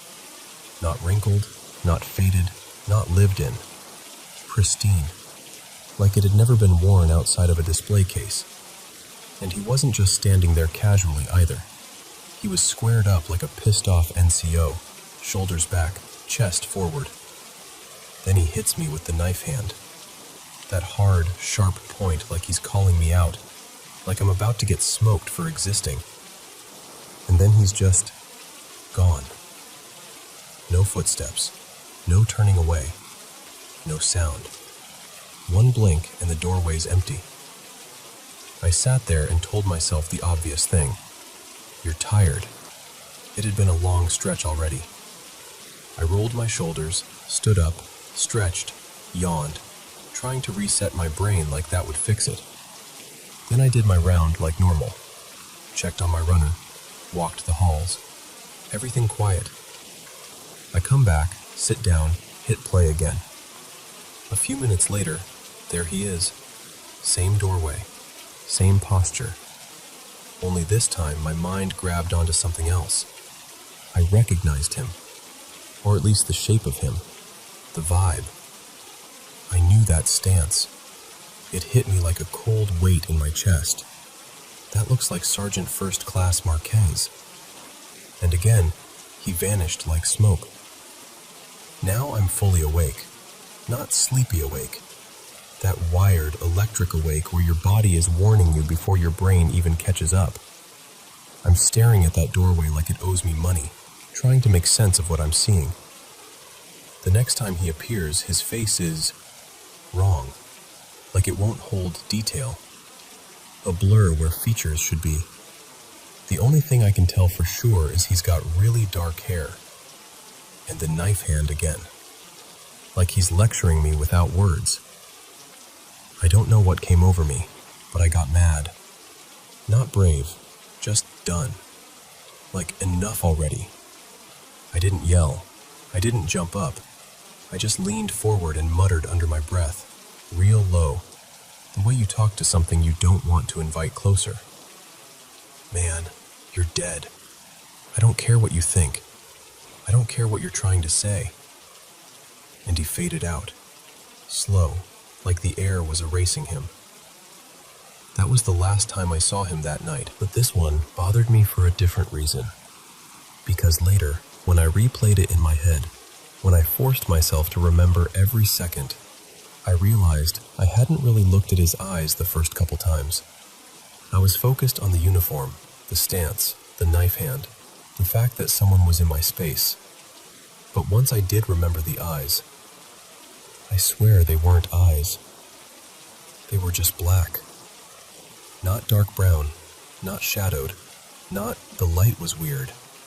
I mean jet black, like someone poured ink into the sockets. Blacker than a back road at midnight when there's no moon and the trees block out the sky. And that's what shook me the most, because he didn't look wounded. No blood, no missing pieces, no signs of an accident. Nothing that would explain why he'd still be hanging around like some restless spirit. It felt less like a ghost, and more like something wearing a ghost. Like something borrowed the shape of a person and used it like a uniform. I've had run-ins before with shadow figures, those barely there silhouettes that stand where they shouldn't stand. I've seen things that look almost like people but are too dark, like the light refuses to touch them. This felt related to that. Same wrongness, same cold pressure in the room. And then, here's the part that makes my skin crawl even now. I saw it again not long ago. Not on duty, not in some creepy office, in my own barracks room. I'm close to getting out, counting days, doing that thing where you're physically still there but mentally already stepping into the next chapter of your life. I'm in my room, normal evening, and I look up. And there's a soldier standing in front of my dresser. Civilian clothes, white tank top, light blue pants, boots on like he never really came off base, a cap pulled down, arms crossed like he's waiting on me to explain myself. And when he turns just enough for me to see his face, same eyes. That hollow, ink-black stare. like nothing's behind it. No warmth, no humanity. Just this calm, careless emptiness, like it could watch you suffer and not feel a thing. That's when the old nickname people used for the place came back to me. How some soldiers used to call that base a black hole, like it swallowed people, like it pulled at you in a way you couldn't describe until you'd lived there long enough to feel it. And sitting here, thinking about it, I can't help but wonder if that wasn't just dark humor. If maybe people were picking up on something, an energy, a weight, a pull, that fed into the worst outcomes. War deaths, training accidents, suicides. All that pain packed into one place, year after year, like the ground learned how to hold on to it. So yeah, I call them entities. Not to be disrespectful to the dead are the dead. But whatever those black-eyed things are, they don't feel like the dead. They feel like the dark that shows up when there's been too much dying, and something decides to look back.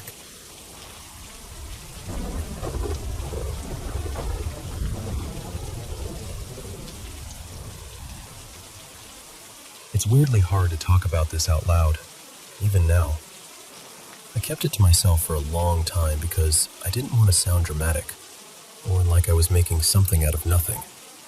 But it's been sitting with me, and I think I'm finally ready to say it plainly.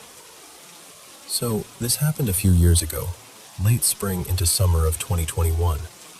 Back then, it was just me and my mom living in this older, creaky house. She worked long shifts, and I was between jobs, so I was home alone a lot. I'd try to keep busy, walk our dog, wash dishes, fold laundry, wipe down counters, just anything to make the day feel normal.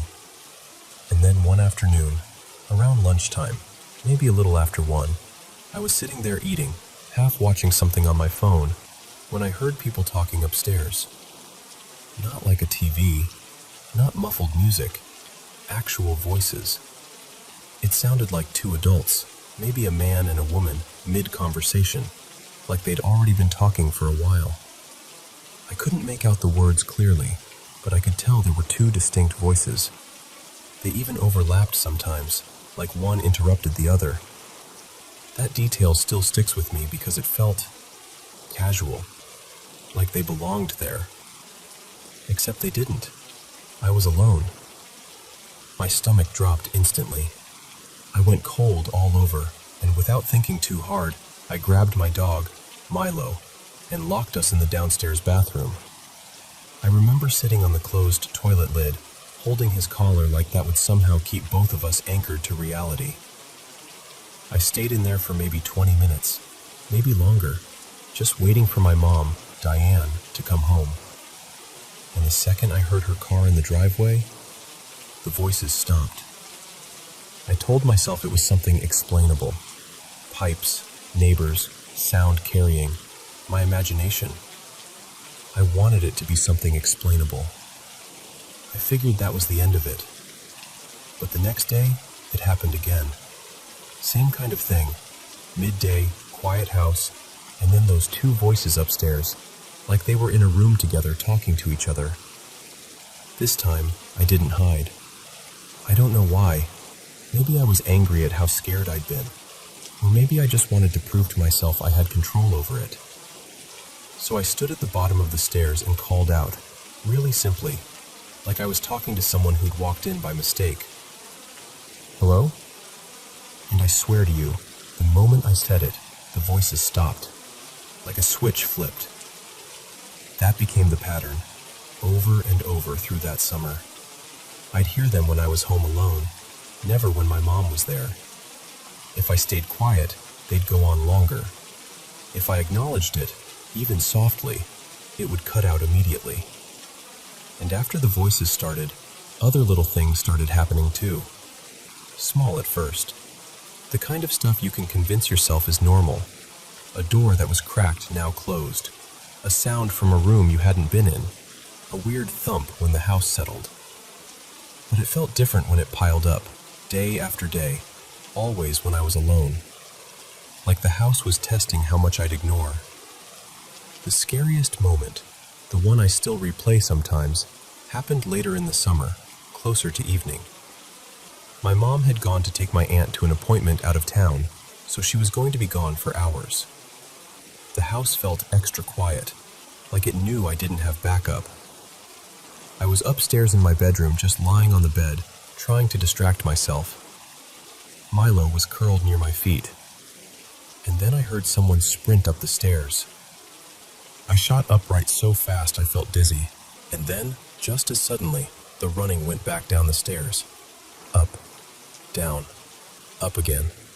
And here's the part that still makes my skin crawl. It never sounded like the runner stepped off the stairs onto the landing. There was no transition noise, no shift onto the floor, just stairs. Like the person was trapped in that one motion, stuck on the staircase itself. During one of the runs upward, I threw my bedroom door open and leaned out to look, heart hammering so hard it felt like it was shaking my throat. The sprinting stopped instantly, and the staircase was empty. No one, nothing, just the dim hallway and the quiet that followed. The kind of quiet that feels too heavy, too intentional. I remember standing there with the door half open, staring and waiting for something to move, anything, to prove I hadn't imagined it. Milo wouldn't even come to the doorway.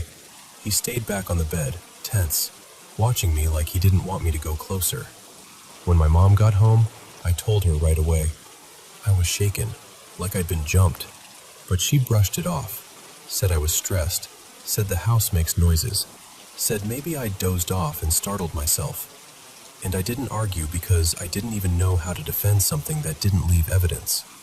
But the truth is, I know what I heard. And here's why I'm talking about it now. Whatever that was, it didn't feel like it ended when that summer ended. The upstairs voices and the stair sprinting eventually stopped, but other strange things kept happening over the next couple of years. Things that don't seem limited to the house anymore. Different places, different moments. The same unsettling feeling of being singled out when I'm alone. I'm not even asking for someone to tell me it's definitely paranormal. I'm just asking for someone to help me make sense of it. Because I've tried to explain it away, and I've tried to ignore it, and I've tried to laugh it off.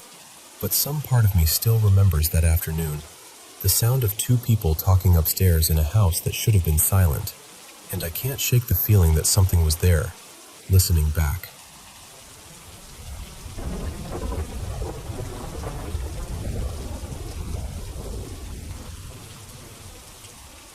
So, the creepiest thing I've ever had happen at sea was on a routine night watch in the North Atlantic. I was second officer on the midnight to 4 shift, and it was one of those nights where everything feels steady and quiet. Engine hum, dark horizon, the kind of calm that almost makes you sleepy if you let it. To stay sharp, I was doing slow laps around the bridge, just moving my legs, clearing my head. At about 1:20 in the morning, I passed the starboard bridge window and caught sight of someone out on deck, walking from aft toward the bow. That alone didn't alarm me. On our ship, crew could step outside when they wanted, and sometimes people did if they couldn't sleep. But the timing felt off. It was late, and most people were dead asleep by then. I did another lap. When I came back to that same window, the person had stopped, standing in this awkward spot between the forward cargo area and the windbreaker. He was facing forward, back toward me, like he was just staring into the dark. I paused, watching, and then, without any normal shift in posture, no casual turn, no, oh, someone's up there, he rotated around and looked straight at me. And he raised his hand and started waving. Not like a quick, hey mate, wave either. More like a slow, repetitive wave, while his body stayed perfectly still. That's when my stomach tightened, because the more I stared, the more details didn't make sense. He was in a white overall. The problem was, our company-issued coveralls were dark blue with reflective strips. Nobody wore white. Not officers, not ratings, nobody. And his helmet was bright yellow. Again, possible in theory, but everyone on board had standard white helmets. The whole thing felt like someone had dressed wrong on purpose. And there was another thing that bothered me. From where he was standing, it shouldn't have been easy for him to see me. The bridge lights were dimmed inside, and with the angle and reflections on the glass, you normally can't look up and clearly make out a person moving around on the bridge unless the lighting is just right. But he was tracking me. Like, as I walked away from the starboard side toward port, his head turned, keeping me in view. The wave kept going, slow, consistent. I told myself, all right, radio him. This is probably a tired deckhand messing around. So I went to the console, grabbed the handheld radio, and called out, "Starboard deck, this is Bridge. Identify yourself." Nothing. I called again, more firm this time. Still nothing. Just faint static and that empty radio silence you get in the middle of the ocean. And the whole time, through the glass, he just kept waving, watching me. Not moving his feet, not shifting his weight, just waving like a mannequin that had learned one motion. At that point, I didn't even feel curious anymore. I felt uneasy. That prickling feeling you get at the back of your neck when something is wrong and your brain can't quite explain why. So I went to the light panel and switched on the bridge spotlights, the big ones that wash the deck in bright white. The deck flooded with light. I looked up immediately, expecting to catch him mid-prank, squinting, maybe laughing, maybe running. But he was gone. Just gone. No footsteps, no scramble, no, oh crap, nothing. For a few seconds I stood there staring, trying to force logic into it. My first thought was he ducked into the stairway near the paint locker, or slipped into the forward passage by the windbreaker. So I kept the lights on and watched. 10 minutes, 15, 20, nothing. The next morning I asked around, casually at first, "Hey, was anyone out on deck around 1:30 last night?" Everyone looked genuinely confused. One guy laughed and said, "Mate, I was dead asleep." Another swore he hadn't even gotten up to use the bathroom. Nobody admitted to it. Nobody even hinted like they were hiding a joke. And the thing is, if it was a prank, I wouldn't have been angry. I would have respected it honestly. It would have been a good one. But the reactions I got didn't feel like guys trying to keep a secret. They felt like guys who had no clue what I was talking about. Later, I checked the area where he'd been standing. The paint locker access was locked like it always was at night. The forward store entrance was secured, and there wasn't anywhere obvious someone could have hidden and then vanished from in the 2 seconds it took me to turn on those lights. What sticks with me most isn't even the outfit. It's the way he moved, or didn't move.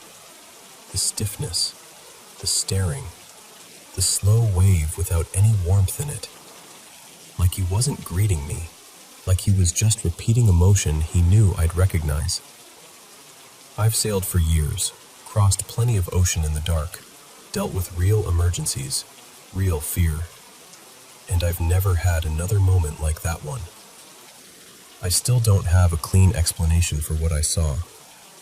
All I know is, I watched someone walk forward. I watched him turn and wave at me for several minutes. I tried to reach him on the radio, and the instant I hit those floodlights, he disappeared like he'd never been there at all.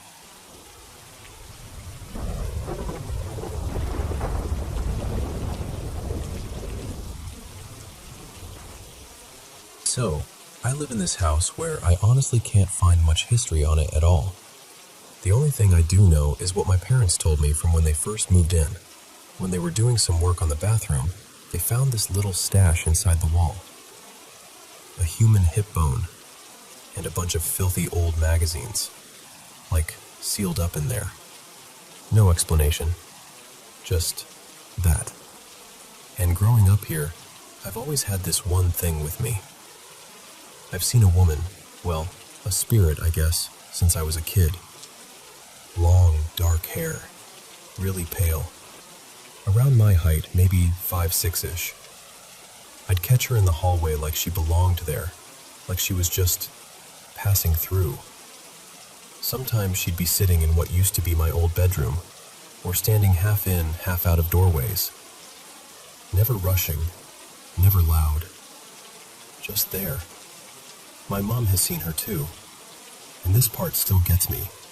She told me for years she thought it was me, because apparently this woman and I have the same kind of build, and the same hair from a distance. Mom said she'd walk past my room late at night and see her sitting on the edge of my bed, like she was waiting for something. Or she'd catch her in her peripheral vision and think, oh, it's just her, until she'd look properly and realize I wasn't even there. This has been happening since we moved in, about 14 years now. And weirdly, I got used to her. I stopped feeling scared. If anything, she felt familiar, like an old presence that didn't mean harm. Lately, I don't even see her much at all, which I thought was a good thing. But then this new thing started happening, and it's different. It doesn't feel like her. For the last couple of weeks, I've been hearing whistling in the middle of the night, always around the same time, between 2:40 and 3:05 a.m., like clockwork. The first night it happened, I was in bed scrolling on my phone, half asleep. And suddenly I hear this clear, steady whistling, like a grown man standing outside, casually whistling to himself. Not music playing, not wind, actual whistling, controlled, intentional. My room faces the front of the house, and outside my window there's basically nothing, just a wide stretch of field and scrubby land. We've only got one neighbor, and they're off to the side. The rest is open dirt and bush for a bit before it hits anything else. So I'm lying there thinking, why would someone be out there right now? After a minute, I forced myself to look out the window. Nothing. No movement, no silhouette, no headlights, no shape in the field. Just empty darkness. And the second my face turned toward the glass, the whistling stopped. Like someone had been waiting to see if I'd look. It got so quiet it felt heavy, like the air thickened. I climbed back into bed, heart going stupid fast, trying to tell myself I was overreacting. And then it started again, only this time it sounded closer. Not out in the field, closer to the house, like it had moved while I wasn't looking. It went on for a few minutes, then stopped. And after that, it happened nearly every night at that same time. I stopped looking out the window, not even because I was trying to be brave, more like I had this strong feeling I shouldn't. Like something in my body was warning me, don't do that. Don't acknowledge it. Don't look. I was already tense, just waiting for the whistling to start again, when I heard a loud bang on the roof. Not a creak, not settling. A bang. Then, footsteps. Actual footsteps moving across the roof, like someone was walking up there. It lasted maybe a minute, long enough for me to sit bolt upright and feel my stomach drop through the floor.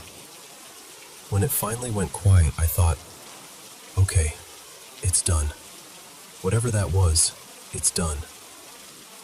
And then I heard footsteps outside my window, right there, at the front of the house. Like someone standing close enough that if I moved the curtain, I'd be looking straight at them. I froze so hard I felt locked in place. I'm not being dramatic. I couldn't make myself move. My whole body felt pinned. And the feeling in the room turned wrong. Not curious, not eerie, not ghost story creepy. It felt mean. Like something with bad intent had stepped into the space and wanted me to know it was there. And then my dog, Maple, walked into my room. She's usually loud, If she hears a weird noise, she barks, she growls, she tries to investigate. That's just her personality. But last night she came in silent and stiff, walked straight toward my bed, and stared at the window like she was looking at something she didn't understand. Her face looked scared. That's the only word for it. Then she jumped onto my bed and pressed herself into me, shaking a little, like she was trying to hide with me instead of protect me. And that honestly scared me more than everything else, because animals don't do that unless something feels really, really wrong. Today she's been off, quiet, watching the window from across the room, refusing to go near it. If I even move toward that side of the house, she follows me like she's trying to steer me away. And I just don't know what this is. The woman I used to see, she never felt like this. She felt familiar, almost sad if anything. But this whistling thing, the roof, the footsteps, the way my body reacted, it feels like something else entirely. I'm the kind of person who picks up on energy really easily. I can feel when a space changes, when something walks into a room, when the air shifts. So part of me wonders if that's why it's happening to me and not everyone else. Like maybe I'm the only one noticing, or the only one it can reach. But I don't want it here. I want to know what it is, what it wants, and how to make it stop. Because whatever this is, it doesn't feel like it belongs in my home.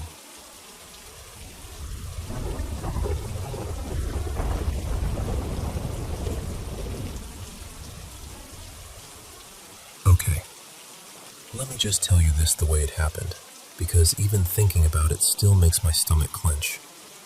So, it's late, and I'm in the back seat with my brothers, Eli and Mason, and our mom, Renee, is driving. We're heading to my grandma's place because she hasn't answered her phone all day. Like, not texts, not calls, nothing. And normally she's the kind of person who calls you back too fast. So, yeah, people were getting worried. We turn onto her street, and at first it's just quiet. Normal quiet. But the closer we get, the more something feels off. Like the air inside the car changes. Then Mom pulls into the driveway. And immediately, I notice the porch. My grandma always has this weird little habit. She sits out front and cracks nuts like it's her job. There are always shells. It's practically her signature. The porch is usually a crunchy minefield of broken shells. But this time, nothing. Clean. Like someone swept it spotless. Then I look up at the windows. Grandma always keeps a lamp on after dark. Always. Even if she's asleep, there's usually some warm glow behind the blinds. This house was pitch black. Not a single slice of light. And I swear to you, the second we stopped the car, this sudden dread just hit me. Like it rose up out of nowhere and settled in my gut. My mouth tasted sour, like when you're about to throw up from nerves. Mom turns the radio down real slow and goes, "Stay in the car." And I'm thinking, oh, don't worry, I wasn't planning on stepping foot in there anyway. She walks up to the porch and tries the screen door. Locked. Okay, fine. Maybe she just latched it. Mom knocks on the inner door, like a firm police knock. And I'm not exaggerating. The door opens way too fast. Like someone was already standing there, hand on the knob, waiting for that exact knock. Instant chills. Full body chills. My grandma, well, grandma, I guess, stands there in the dark and she looks taller. Not by a little either, like she'd gained inches. Her posture was straighter, her shape looked different, and her face, something about it felt unfamiliar, even though it was her. Mom steps inside and the door shuts behind her, and the dread in my stomach gets worse, like it levels up, like my body is screaming, nope, no. Something is wrong. I look at Eli, and he looks at me, and we don't even have to talk. We're both getting that same ice-cold, this is bad feeling. That house didn't feel sick.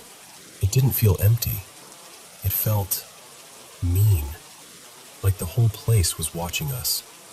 A few minutes pass, way too long, and I'm sitting there thinking, please come back out. Please, just come back out. Then Mom bursts out of the house like she's escaping something. She doesn't stroll, she storms. She yanks the car door open, gets in, and starts driving before she even fully shuts it. For the first minute or two, she's silent. Her jaw is tight. Her hands are clenched on the wheel. We think she's mad, like maybe Grandma said something rude, or she found something upsetting. Then she starts crying. Not like a sniffle, like breaking.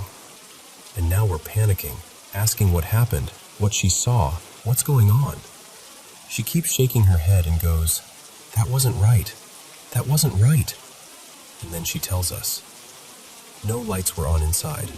None. Not one lamp. Not a TV glow. Nothing. But Grandma moved through the house like she could see perfectly. And the smell. This is where Mom's voice got quieter, like she didn't even want to say it out loud. Grandma has cats. 3 of them. There's always cat smell. Litter box smell. That sharp, sour ammonia stink that hits you the moment you walk in. Mom said there was none of that. Instead, the whole house smelled like flowers. Like lilies and lilacs, and this soft lavender smell underneath it. Not pleasant either. Not cozy. Too strong. Too perfect. Like perfume poured into the air. Mom tried to turn on a light, and when she flipped the switch, nothing happened. Because the bulbs had been taken out. Everywhere.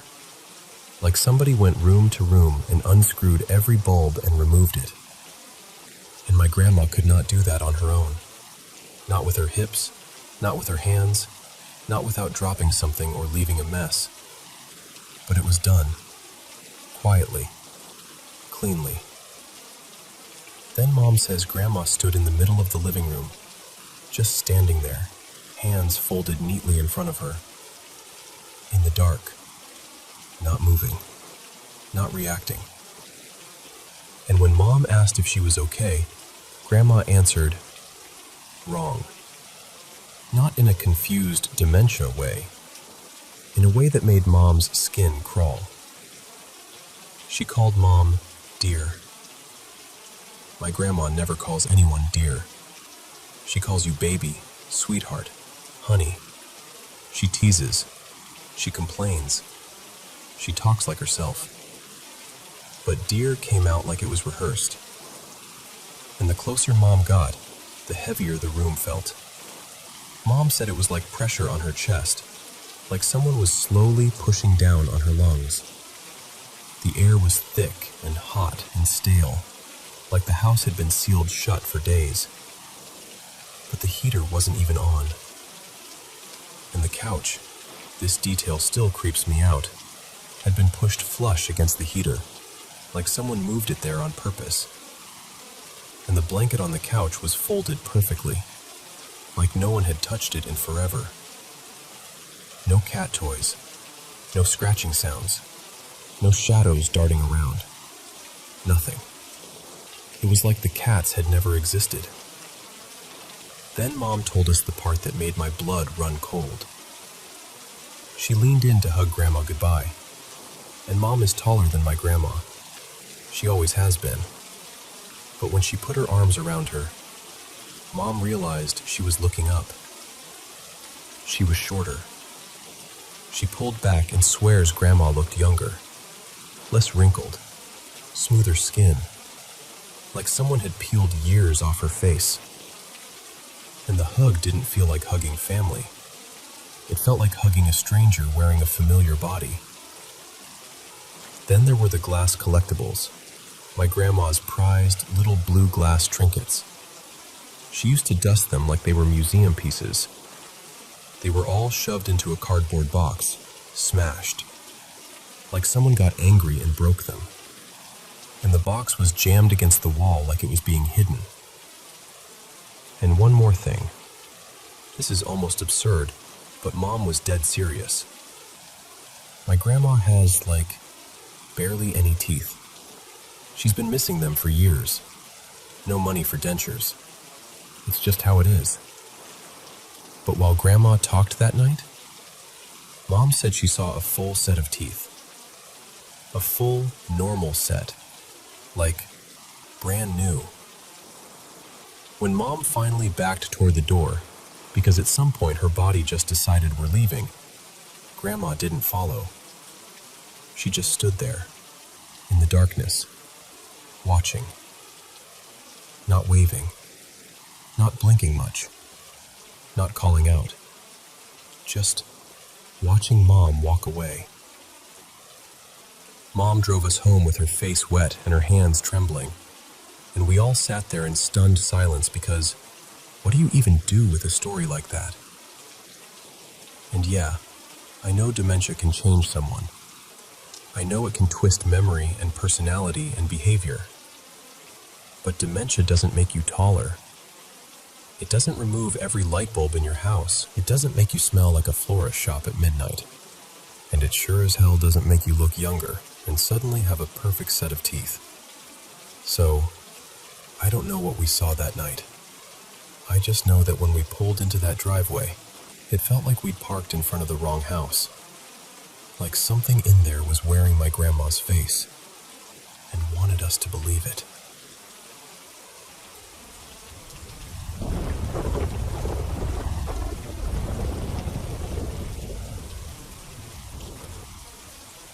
Welcome to the Paranormal M channel. Thanks for sharing your paranormal experiences with me, and don't hesitate to send in more. Can't sleep again tonight? Drop a comment and tell me where you're watching from. I hope the stories I'm sharing today will help you relax and get a better night's sleep. Be sure to subscribe and turn on notifications so you don't miss the latest videos. Now, switch on your bedside lamp, snuggle under the covers, and let's dive into tonight's paranormal stories. Okay, so, I need you to picture the kind of doll that looks normal at first, but the longer you stare at it, the more you feel like it's staring back. That's the one I'm talking about. My mom, well, I'll call her Mary Ann, has had this doll since she was a kid. Decades. It's one of those sweet childhood keepsake things to her. To me, it's been a problem my whole life. And it's not like my mom is some total skeptic. Our house has always had weird energy. Little things, footsteps when nobody's walking, cold spots in places that don't make sense. But this isn't even about the house. This is about the doll. Because that thing feels separate, like it carries its own mood. When I was little, maybe 5 or 6, Mary Ann kept that doll in my bedroom. Apparently it was cute and special and sentimental. But I hated it. I hated it in the way kids hate things when they don't have the words for why yet. I used to turn its head away from my bed and line up my other stuffed animals facing it, like I was assigning them guard duty. I know that sounds ridiculous, but it was the only way I could sleep without feeling watched. And speaking of sleep, my bed used to shake. Not like a small vibration. I mean violent, like someone grabbed the frame with both hands and rattled it as hard as they could. I told my parents. They did the classic adult thing. It was probably a dream. The house is settling. You're imagining it. You know. Until one night I begged Mary Ann, please just sit here until I fall asleep so it stops. She finally did, sat on the edge of the bed, kind of rolling her eyes like she was humoring me. And then the bed started shaking. I still remember the way her face changed. She didn't laugh. She didn't explain it away. She jumped up like she'd been shocked, and she just stared at the mattress like it had betrayed her. And I was this tiny kid sitting there thinking, thank you. Finally, I'm not crazy. But the doll, that's where it gets worse. One night around that same age, I'm trying to fall asleep while the bed is doing its usual horror movie routine, and I swear to you, the doll's head slowly turned. Just turned. like it had been listening and decided it was time to join in. And then it moved. Not toppled over, not fell off the shelf. It crawled toward me. I started screaming so hard I couldn't breathe. And here's the part that still makes my stomach flip. It sounded like it was laughing.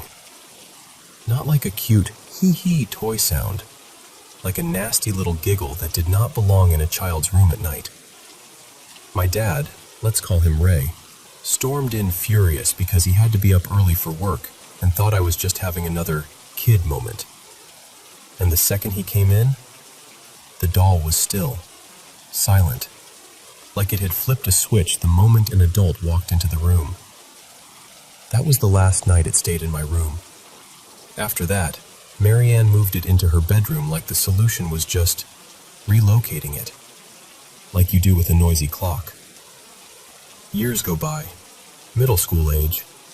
I come home one afternoon, backpack half off my shoulder, thinking about snacks and homework, and I walk into the living room and just freeze. The doll is sitting on the couch, and the TV is on. And what's playing? Some daytime talk show. Not even something spooky. Just one of those dramatic, here's why your life is a mess episodes, with an audience clapping at things that shouldn't be clapped for. I screamed. Like full-body instinctive scream. My uncle, Marianne's brother, I'll call him Dean, was living with us at the time.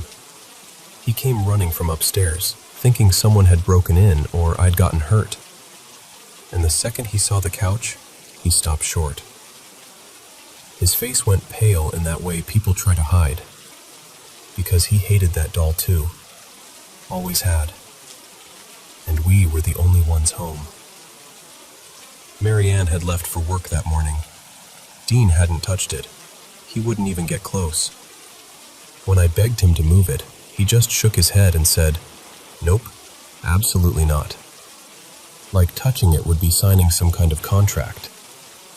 When I told Marianne later, she laughed like I was pranking her.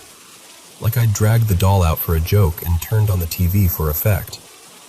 But listen, what sixth grader comes up with, haunted doll watches daytime television with a remote, as a bit? I wasn't a horror writer. I was a kid who wanted the thing gone. Now, jump to recently. I'm home from college for the summer. Older, tired, trying to be normal about it. I'm walking the dogs down the hallway to bring them into Marianne's room, and I glance over. The doll is on her nightstand. Like it belongs there. Like it's part of her bedtime routine. So I ask, super cautiously, "Why is that in here?" And Marianne squints at me like I'm being weird and goes, "What do you mean? You put it there." Which, no, absolutely not. And then she doubles down and says she thinks I carried it upstairs earlier, while we were both home, and set it up there like some kind of joke. She even says she walked in and the TV was on in her room, like the doll had been watching the news. The news. And she's looking at me like I'm the one staging this, like I'm the one creeping around the house playing doll butler. I didn't do it. I swear I didn't. And the worst part? This isn't new. I've tried to get rid of it before. I've begged her for years. Donate it, throw it away, lock it in storage, anything. I've even tried, on my own, to get it out of the house. And somehow, some way, it always comes back. Back on a shelf, back on a chair, back in a room it wasn't in before. Like it's reclaiming territory. So now I'm stuck in this place where I'm too old to be afraid of a doll, but I am afraid. Because it doesn't feel like a toy. It feels like a presence wearing a toy's face. And my mom, Marianne, she'll laugh it off and say I'm dramatic, but I can tell there's a part of her that doesn't like talking about it too long. Like if she jokes too hard, she won't have to admit what it might mean. I don't know what to do anymore. I'm not asking anyone to believe me blindly. I know what I've seen, and I know that doll does not stay where you put it.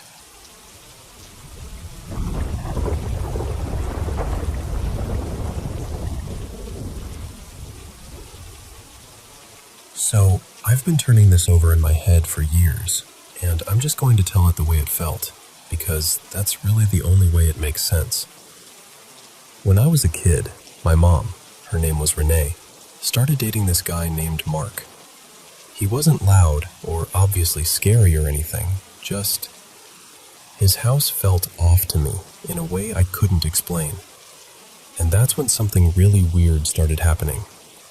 Every time we'd go stay the night at Mark's place, I would sleepwalk. Which is wild because I'd never sleepwalked before that. Not once. It started maybe a few weeks after we began staying there regularly, and it kept happening. I'd fall asleep in my room. My room was at the far end of this long hallway that led straight to the living room. And then I'd wake up on the couch like someone had moved me there. Except nobody ever said they did. And I know what you're thinking. Maybe they carried me out there and I just didn't wake up. But I was the kind of kid who popped awake if someone even tried to reposition my blanket. The part that makes my stomach twist even now is what happened next. I'd wake up on that couch, confused, and I'd try to go back to my room. But the moment I stood at the entrance to the hallway, the doors would start moving. Like, by themselves. One would creak open. Another would softly close. And it wasn't all at once. It was staggered, like something was timing it. The whole thing would last maybe half a minute, 40 seconds. Never long, but long enough to feel endless. And while those doors were shifting, there would be these shadowy shapes, different heights, different builds, moving through the doorway gaps, but also through the walls like the walls weren't even there. I didn't see faces. I didn't see eyes. Just movement that didn't belong. I'd be frozen right there at the mouth of the hallway, like my body forgot how to work. And when I finally could move again, I'd just back up and crawl onto the couch and sleep there. I refused to walk down that hallway. And somehow, I'd always wake up in my bedroom in the morning, like I'd eventually sleepwalked back on my own. That went on for about 2 years. Then it stopped, and I never sleepwalked again after that, ever. But the weirdness didn't leave with it. After that, I started seeing things in my room, and hearing voices, like someone calling my name, trying to get my attention. The timing was always the same. It would happen around 20 or 30 minutes after I'd been put to bed. Didn't matter if the adults were still awake. Didn't matter if the house was noisy or quiet. It was like, once I'd been alone in the dark long enough, it started. It got so bad that I begged to sleep with this super bright work light in my room. Not a normal lamp, like one of those harsh, blinding lights. The ceiling light didn't feel strong enough. I needed it to be bright enough to erase corners. Even then, sometimes I still couldn't see anything, but I could hear it. Eventually, my mom and Mark decided it was too expensive to keep that light running, and honestly, they weren't wrong. And one time, the bulb actually popped, exploded, so that was kind of their final straw. They took it out. About a week later, I woke up and it felt like my entire body was pinned, like something heavy was laid across me from shoulders to ankles. We had a cat and a small dog at the time, but this wasn't that. This was my whole body, like a full human weight. At first I couldn't see because it was dark and my eyes hadn't adjusted. And then they did. And there was a person on me. Not a shadow, not see-through, not ghostly. A full, solid-looking human being. Like if you turned a corner and caught a stranger in your room, and I watched this person climb off my bed, just calmly, like they weren't even in a hurry. Then they walked out through my bedroom door into the hallway. My mom didn't notice them. Not even a flinch. Nothing. And that's the part that really messes with me, because ever since that night, I still see that same person sometimes. Not constantly, but enough that I can't write it off as a one-time panic thing. I'll see them across a parking lot, in a grocery store aisle, behind the wheel of a car at a stoplight, just living like a normal person. They never look at me. They never acknowledge me, and nobody else reacts like they're there at all. Around that same era, I also developed this habit of talking in my sleep, sometimes laughing, sometimes full-on answering questions like I'm having a conversation. And once in a while, this sounds ridiculous, but I swear it's true, the voice that comes out doesn't sound like me, like it'll be deeper or weirdly high, like someone using my mouth but not my voice. I know people can do strange stuff in their sleep, so I'm not saying that part is paranormal. I'm just saying it's another brick in the wall. Years later, when I was older, there was another stretch that ramped things up again. My stepdad, Derek, had a bad accident and messed up his knees. He was stuck mostly in the basement for a long while, so we basically lived down there with him. We'd all be in the basement, me, Derek, the pets, while the rest of the house was empty. And we'd hear things upstairs, like chairs scraping, footsteps, the TV turning on, stuff that sounded so normal that your brain automatically goes, "Oh, someone's home." Except we'd all be downstairs together, and there'd be no cars outside, no other people. The moment we'd go upstairs to check, it would stop. Every time. Like it didn't want to be caught. Not long after that, I started having these insanely vivid dreams. And they weren't random dreams. They were always something hurting me, like the dream had a purpose. And then I'd wake up with injuries where the dream said I got hurt. Scratches, bruises, sometimes in patterns that made no sense. One of the worst examples, I had a dream where I got shot. In the dream, it went straight through me, like in one side and out the other. And when I woke up, I had bruises on both sides of my body, lined up like a path, like something had traveled through. And I had no explanation for how I could have gotten them. I still get dreams like that sometimes, and I still wake up marked up sometimes. Then, the biggest real-life thing happened. In 2020, my mom, Renee, died from heart issues.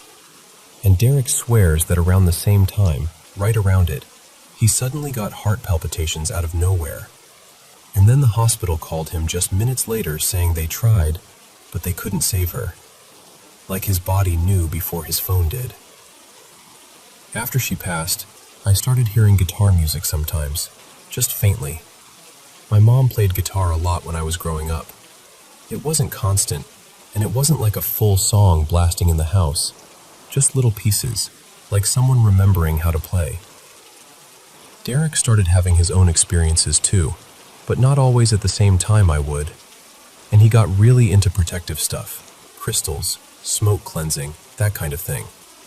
I wasn't really invested in that world, but he started doing it regularly, like he was trying to reset the atmosphere. And weirdly, it helped. A lot of the activity faded after that. Now it's mostly just two things. One, I still have those hyper-real dreams and sometimes wake up with scratches. Two, my closet door ends up open basically every night, even though I swear I close it every night. And it's not like there's anyone hiding in there. It's empty, and it's way too small for anything like that. And that's kind of why I'm telling you all of this. Because I don't know what category to put myself in anymore. Part of me believes the paranormal is real. Part of me thinks my fear of the dark is so intense that maybe my brain fills in blanks with monsters. And I don't want to be the person who's just paranoid and feeding myself a story. But at the same time, sleepwalking that only happened in one house, the hallway doors, the figures, that person on my bed that nobody else could see, the bruises after those dreams. It's hard to shrug it off like it's nothing. So I guess what I'm asking is, am I just scaring myself? Or has something actually been happening around me this whole time?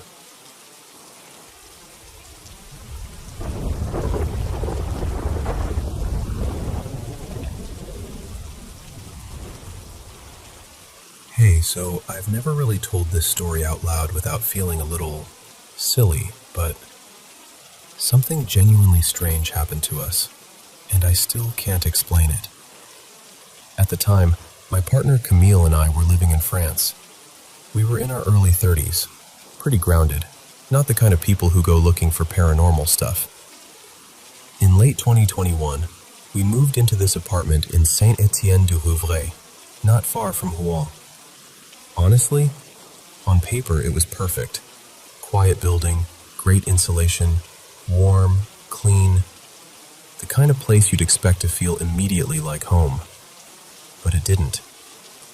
Nothing bad at first, just this subtle feeling, like we were renting space in someone else's life. Like we couldn't fully settle, no matter how much we tried.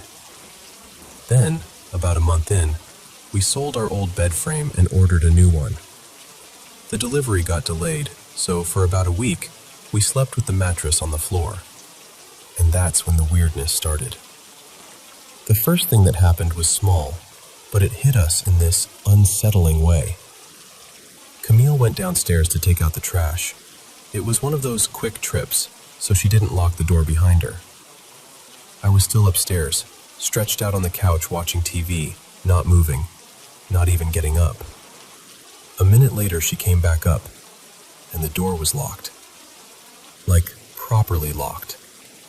She tried again, thinking maybe she'd made a mistake, but no. The key turned, that stiff little click you feel when a door is definitely locked. I opened it from inside, and we both just stood there, staring at each other like, okay, how? We tried to laugh it off. Maybe the lock was weird. Maybe it caught on its own. Whatever. But then that evening, right before bed, we noticed the light bulbs in the bedroom lamps were loose, like someone had started unscrewing them. Not fallen out, not broken, just loosened enough to flicker and fail. We figured it was just from moving furniture around, so I screwed them back in, tight.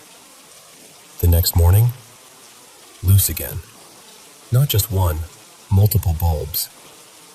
And then we noticed extension cords were unplugged, like cleanly pulled out. Anyone who's ever used one knows, they don't just slip out on their own. You have to pull. So again, we plugged everything back in. We checked the sockets. We checked if the cords were under tension or bent in some weird way. Nothing. A couple hours later, same thing. Unplugged. Bulbs loosened again. That's when we stopped trying to rationalize it and decided to test it. We set my phone up to film the corner of the room, angled toward one of the lamps, just to prove to ourselves it was nothing. It didn't make sense. After that, it was like the room started playing tricks. Books that had been neatly stacked would be on the floor. Small things weren't where we left them. Not dramatic, not like a movie, but enough to make you doubt yourself constantly and then realize, no, you're not imagining it. We lasted maybe another week. We weren't eating properly, we were tense all the time, and the apartment felt heavier every day. So we made the decision to leave. And here's the part that still gives me chills. When we came back later to clean and do the final inventory, we walked into what had been the bedroom, and it was noticeably colder than the rest of the apartment. Not a little drafty, like stepping into a different temperature zone. Even the person doing the inventory, someone totally neutral who didn't know anything about our experience, paused and said something like, "That's strange. This room is really cold." Camille and I just looked at each other because neither of us had said a word. We moved out. New place, new start. And since then, nothing.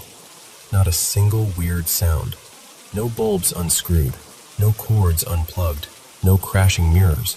Just normal life. I don't know what it was. I'm not claiming I know. But I do know this. Whatever happened in that apartment wasn't normal, and I'm still grateful we left when we did.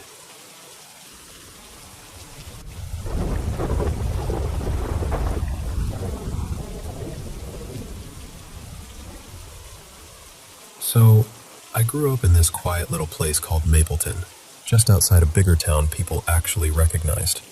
Typical kind of neighborhood. Nothing dramatic on the surface. Our house wasn't some creaky old Victorian with secret passages, and it wasn't shiny and new either. I'm pretty sure it went up sometime in the late 80s or early 90s. Just normal. But what happened inside it never felt normal.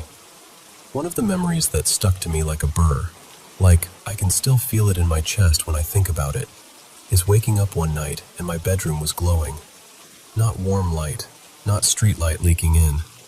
This was this weird, intense blue, like the whole air in the room had turned electric. I couldn't tell you my exact age. Somewhere around 5, maybe a little younger. My room was upstairs, facing our fenced backyard, and beyond that was this stretch of trees, more like a scruffy little forest to a kid. And I remember being in bed, blinking, trying to make sense of what I was seeing. And there were 3 figures in my room. The best way I can describe them is, they didn't look fully real. Like they were there, but also kind of flat. Like silhouettes that forgot how to be 3-dimensional. Hazy around the edges. Not quite shadows, not quite people. I remember them moving closer to my bed. And then, nothing. That's where it cuts off. Like someone just snipped the tape. Here's the thing that messes with me. For the first 10 years of my life, I was absolutely, completely terrified of anything even vaguely alien. And I mean terror. If I saw a picture of one of those stereotypical gray faces, big eyes, small mouth, I'd freeze. Full panic. Sometimes it got so bad I'd end up humiliating myself as a kid. And the strangest part was, nobody had shown me anything. It wasn't like I was watching sci-fi movies or being fed spooky stories. It was just there, like a fear installed in me. I'm in my mid-20s now, and the older I get, the more that blue light memory starts to feel less like a dream and more like something I'm not supposed to remember. And that wasn't the only odd thing in that house. When I was really little, like toddler age, I had this habit of laughing in my sleep. Not little giggles either, proper laughter. Sometimes it would build until I'd start crying, still asleep the whole time. My arms would wriggle around like I was reaching for someone, stretching up like I was playing a game with an invisible person right above me. It freaked my parents out at first. My mom, Rachel, and my dad, Dean. They'd stand at the doorway and just watch, trying to decide if they should wake me up or pretend they hadn't seen anything. Eventually, they forced themselves to treat it like a weird kid quirk. Sleep stuff, you know? Until one night. This would have been before my little brother was born, so I must have been around 3. Mom and Dad are downstairs on the sofa watching a movie. Late, lights low, that drowsy quiet you get when the whole house is asleep. The living room sat right beside the staircase, and upstairs there was a short landing with a corridor leading to my room. Mom decides to check on me. She goes up the stairs, soft-footed, like you do when you don't want the creak to wake the kid. When she reaches the top, she can see my door isn't fully closed, just this tiny crack. And through it, with moonlight coming in from my curtain, she sees a figure standing over my bed. And there I am, like always, laughing in my sleep. She says something like, "You got back down here fast." And Dad looks at her like she's lost it. He's like, "I haven't moved." And that's when the mood changes. You know that instant switch, when your stomach drops and your body decides before your brain does that something's wrong. They both rush upstairs, and my bedroom door is now wide open. Every light in the room is on, and my parents were the kind of people who never left lights blazing for no reason.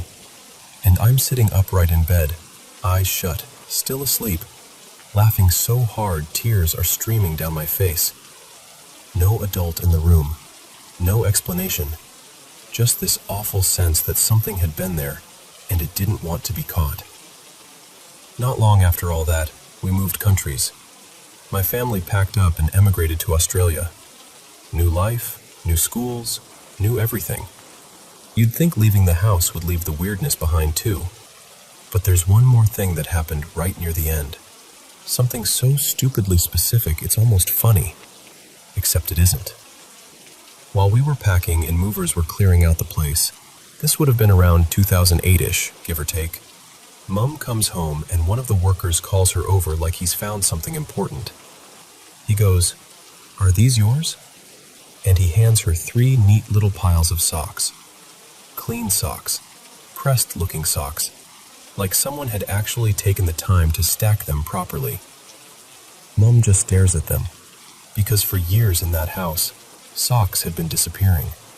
Not whole pairs, just one sock at a time. Always one missing. And we had this sad drawer full of lonely single socks that never found their partner again. She asks him, "Where did you get these?" And he tells her they found them stuffed right at the back of this narrow gap above the cooker, like this tiny space between the extractor unit and the ceiling. Barely enough room to fit your fingers up there. And the extractor itself was huge, wedged into this alcove. Big, heavy. The sort of thing you don't casually shift around. What made it worse was this. The top of the extractor was coated in this thick, undisturbed layer of dust, like years of it.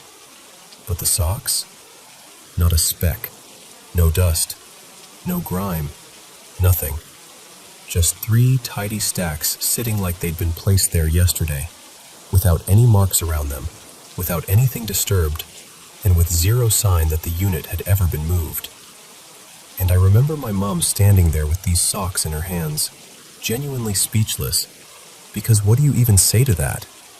It's such a small thing, socks going missing, right?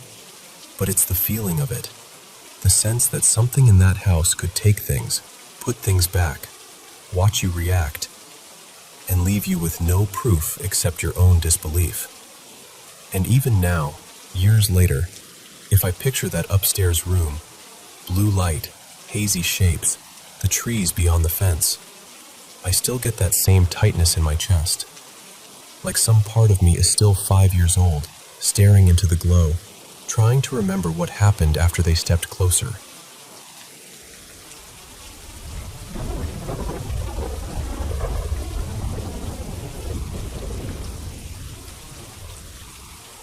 Hey, so I want to start by saying I'm telling you this fresh. Like, I got home not even 2 hours ago, and I'm still trying to shake the feeling off my skin. I'm not someone who goes looking for paranormal stuff. Honestly, I'm usually the "there's gotta be a normal explanation" person. So, my partner, Mara, and I have this thing we do. Late night hikes. There's this huge historic park near us, mostly thick woods, a creek cutting through it, and it sprawls so far it actually bumps up against multiple state lines. There's even a trail where you can cross through all of them if you really want to. We've been out there so many times I could walk parts of it with my eyes closed, and it's never once felt weird. Not once. We usually park by this old little church, and right next to it, there's a Revolutionary War cemetery. It's kind of locally famous because of this one grave people call the ticking tomb. I've wandered the whole park, day, night, fog, snow, everything. It's familiar. Safe, even. But tonight was different from the moment we turned off. We left the house around 10:30-ish, kind of on a whim. And instead of taking the normal paved access road like we usually do, I decided to go down this narrower, dirt and gravel road that cuts through the woods. I don't even know why. It just felt like, yeah, let's do that. About halfway down, we rounded a bend, and something shot across the road in front of the headlights. When I say something, I mean it, because I still can't neatly call it anything.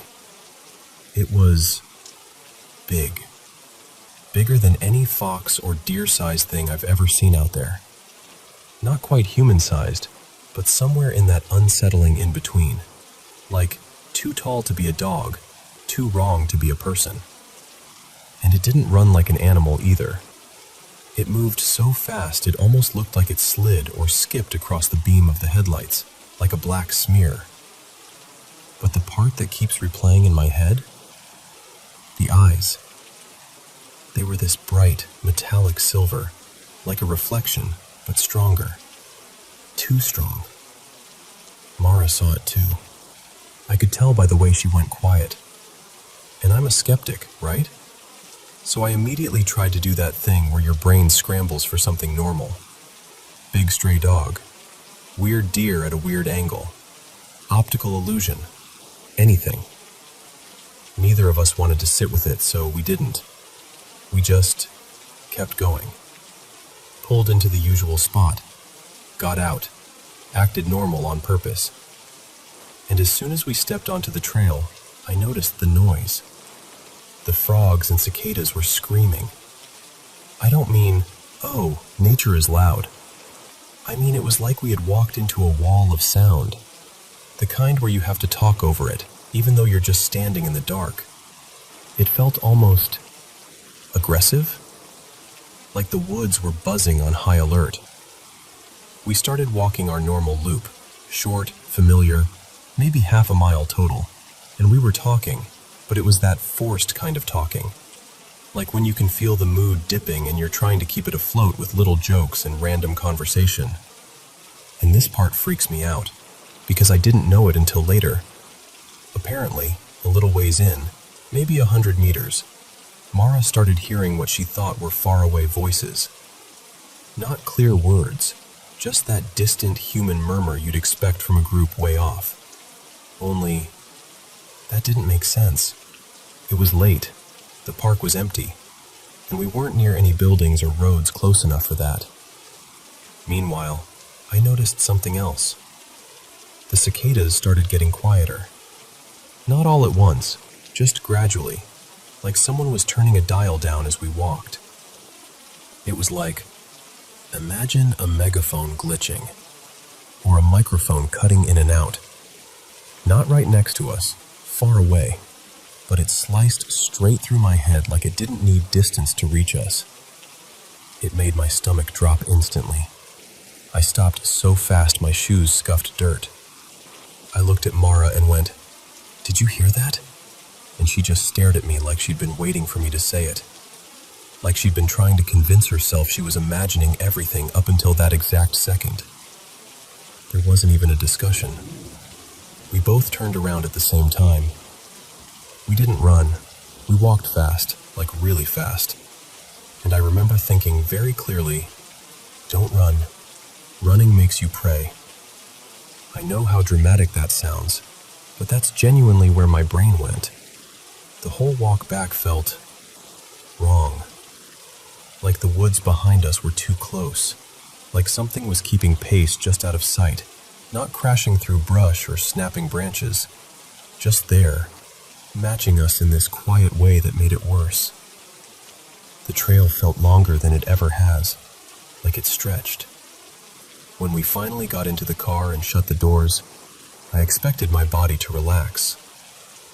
It didn't. I started driving, but the urgency stayed, like it had seeped into the air inside the car with us. We got down the main road, approaching our first turn, and suddenly I felt completely disoriented, like I'd been dropped into a place that looked familiar but wasn't clicking in my head. And right then Mara goes, "Do you know where we are?" And I swear to you, my first thought was, no, I don't. We've driven that road more times than I can count, but for a few seconds it was like my brain had wiped the map clean. I made a snap decision and turned right, and thank God it was the correct turn, because I don't even want to think about what it would have meant if I'd chosen wrong. That road runs along the edge of the park, kind of parallel to the trail we'd been on, and suddenly there was fog everywhere. Thick, hanging fog that absolutely was not there when we drove in. We'd only been at the park maybe 20 minutes. That's what messes with me. Not enough time for conditions to flip that hard. And then, right as we passed the area where we'd turned around, something darted across the road again. Same shape, same speed, but closer. Close enough that I saw the outline a little better, and it made my skin go cold because it looked like it had either ears that were too tall or, God, horns. And those silver eyes flashed again, bright like coins catching light. It didn't run like it was scared of the car. It ran like it was just moving through. And the second time I saw it, something happened to me physically. I can't explain it in a clean, logical way, but it was immediate. This burning pressure in my sinuses, my eyes watering, and this tingling deep in the back of my skull, like a strange static crawling under my skin. And I think, this is the part that's hard to admit, I think it started because the second time, I couldn't logic it away anymore. I couldn't pretend it was just a deer or a dog or my imagination. I had to acknowledge that I didn't have an explanation. And I hate that. I've always been the person who needs things to make sense. Even fear. I can handle fear if I can label it. But whatever we saw tonight, I can't label it. So, yeah, that's what happened. And I'm telling you because I needed to say it out loud to someone who wasn't there, just to make sure it's real, because it still doesn't feel real.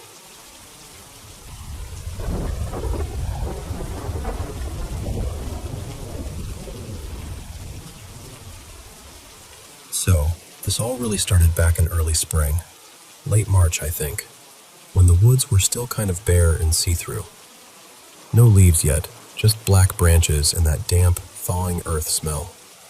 My housemate, Mira, poked her head into my room one night and was like, "Hey, come outside, the sky is unreal." And normally I'd say no, because it was past midnight and I love my bed, but something about her tone made me grab a hoodie and follow her out. We stood in the yard, staring up at the stars for, I don't know, maybe 10 minutes. It was quiet. The kind of quiet where you can hear your own breathing. And then, out of nowhere, we hear this man singing in the woods. Not humming, not whistling, singing. Loud. Like he was performing.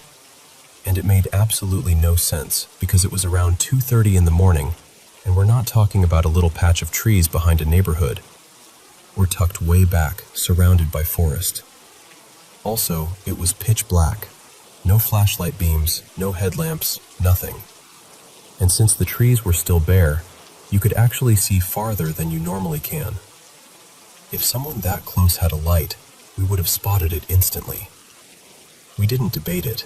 We didn't investigate. We just did that thing where your bodies agree before your brains do. Turned around and went straight inside, locking the door behind us like we were in a movie. The only way I can describe the sound is, do you know Over the Garden Wall?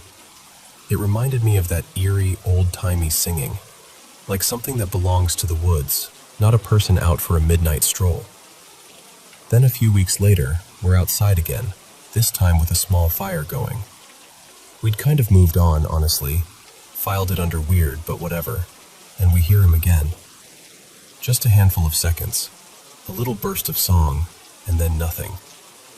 And because nothing had happened the first time, we stayed out, finished the fire, and went in like normal. Trying to be casual about it, you know? Like if we acted unbothered, it would be less real. After that, it went quiet for a while.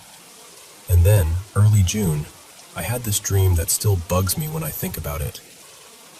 In the dream, there was this little figure, like a kid, but not exactly, wearing a bright red raincoat, darting around near the pond back in the woods. And I kept trying to focus on him, trying to get a clear look at his face, but he moved too fast. Every time I almost saw him properly, he'd slip out of focus again.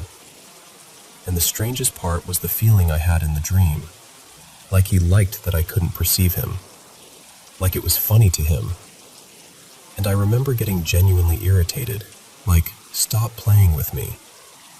The next day, before I even told anyone about the dream, my partner, Caleb, comes in and goes, "Okay, so, I heard the singing again. But here's the difference. It was broad daylight." He's more of the let's solve it type than I am, so he assumed it was some distant neighbor messing around. So he followed the sound into the woods, and he told me the whole thing like he still couldn't wrap his head around it. He tried to move quietly, kind of sneak up on whoever it was. And every time he got close enough that he felt like he should finally see someone, the voice shifted. Not faded, shifted, like it relocated. At one point, he said the singing was so loud it had to be right around the bend of the trail. He literally sped up and jumped around the corner, like, "Got you." And the second he did, the singing stopped. Just dead silence. And then, a few seconds later, it started again from a completely different direction, across the road, in another stretch of woods that would take 10 minutes to get to by the trail. He sprinted over there, sweating, heart pounding, determined to catch this person in the act. But when he got there, the voice was already farther away again, like it was staying just out of reach on purpose. Eventually, he came back home out of breath and frustrated, and he said something that stuck with me. It felt like it was enjoying messing with me, and I don't know why I kept chasing it. I just got mad. And that's exactly how I felt in the dream. That same weird frustration, like something was tugging at you just enough to make you react. Fast forward to August 9th, and we hear him again, just for a few seconds, like a quick sample. And it was almost like the second we recognized it, it stopped. Like it didn't want to perform once it knew we were listening with full attention. And it hasn't just been the singing. There have been these other little moments that feel off. Like a few days before that, I'm sitting at the picnic table scrolling on my phone, and I hear a neighbor in the distance calling for their dog. Totally normal. But then, on the other side of the woods, I hear this higher-pitched voice mocking him, repeating the call in this sing-songy way. Not perfectly, but close enough that my stomach dropped. And then there was the chicken thing. One night, our hens fell asleep on the porch like they owned the place, so we went out to bring them in. Each time we picked one up, it did that indignant little chicken squawk, all offended and startled. We got them all safely inside, and then, from the woods, we heard what sounded like a chicken making the same startled noise, except wrong. Like a rough imitation, like something trying to do it from memory. I'm not someone who jumps straight to, "It's paranormal." I'm really not. I've always been the skeptic in the group, and honestly I still am. But I'm also open to the idea that there are things out there we don't understand. Or maybe things we understand poorly. Maybe it's a person. Maybe it's an animal. Maybe it's something mundane with a very unsettling vibe. All I know is, since we moved here, the woods have felt like they have a sense of humor. Nothing bad has happened. No threats, no injuries, no escalations. Just this repeating feeling that something is trying to get a reaction out of us, like we're being toyed with. So at this point, our plan is painfully simple. Don't feed it. Don't chase it. Don't answer back. Just let it get bored. And I guess we'll see if it does.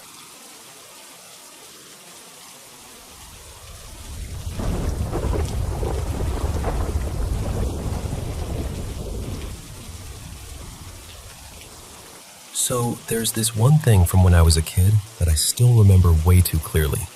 And honestly, I don't have a neat explanation for it.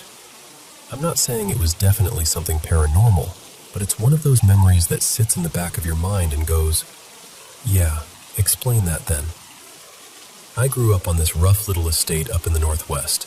Rows of terraces, not much money around, the kind of place where rumors travel faster than buses. People used to say the estate had been built over something from the war years, like an old temporary camp where foreign prisoners were held. Whether that's completely true or just one of those local legends, I can't swear to it, but it definitely fed the vibe. And my mom didn't exactly help with the rational explanations only mindset either. She was obsessed with paranormal shows, always had something spooky on the telly, so growing up, it felt totally normal to believe a strange noise meant a ghost had wandered through. On our street, neighbors would casually talk about a black shadow people saw slipping along the hallway or darting through rooms. Looking back, yeah, that could have been people winding each other up. But when you're little, you don't question it. You just absorb it. Anyway, the main thing happened when I was about 12, maybe 13. I'm in my mid-20s now, and I still get that tight feeling in my chest thinking about it. My parents had gone out with my little sister to some school event, singing or a play, something like that, and I'd stayed home because I didn't want to go. I remember being weirdly pleased with myself, thinking I'd get the house to myself for a bit. I was convinced I was alone. Then I heard noise downstairs. Not like the house settling, actual movement. A scrape, a shuffle. Enough to make me pause whatever I was doing and go, "Hello?" Like an idiot in a horror film. I went down to check, heart thumping, and there was nobody. Nothing out of place. No door open. No obvious reason for it. I told myself it was probably my older sister, Kira, coming in and messing about. Except, this is the part that makes my stomach drop even now. I heard footsteps upstairs. You know the difference between the sound of pipes and the sound of someone walking? This wasn't a creak. This was someone moving around above my head. So I did what I always did when I got scared. I tried to prove it to myself. I stepped out into the tiny front garden and looked up at my parents' bedroom window, because if Kira was home, she'd probably be in there. And the bedroom light was on. Just on. Bright. Clear as anything. And I remember standing there thinking, that's not possible, because I knew I'd switched it off after they left. I can still picture my hand on the light switch. I didn't half turn it. I didn't forget. I turned it off properly. So now I'm thinking, okay, she must be inside. That's the only explanation, right? So I go back in, lock the front door behind me, like that would protect me from whatever was going on, and I head upstairs, trying to act braver than I felt. I checked everywhere.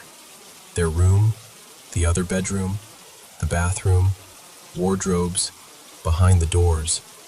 I even checked the stupid places kids check when they're terrified, like someone could be folded up behind a laundry basket. Nothing. No Kira. No one. I turned that bedroom light off again, standing there with my hand still on the switch, like I expected it to flick back on the second I let go. And then, right as I'm about to walk out, not a little clatter, a proper, violent smash. I bolted down the stairs so fast I nearly slipped, and when I got into the kitchen, I just froze. There was a plate on the floor, shattered into pieces, and every cupboard door was open. Every single one, wide open like someone had flung them in a rage. The cupboard where the plates were kept was up above the counter to the left, high enough that it wasn't like a toddler could have done it or something. And it wasn't just one door hanging ajar. It was like the kitchen had been thrown open. I didn't stand there doing detective work.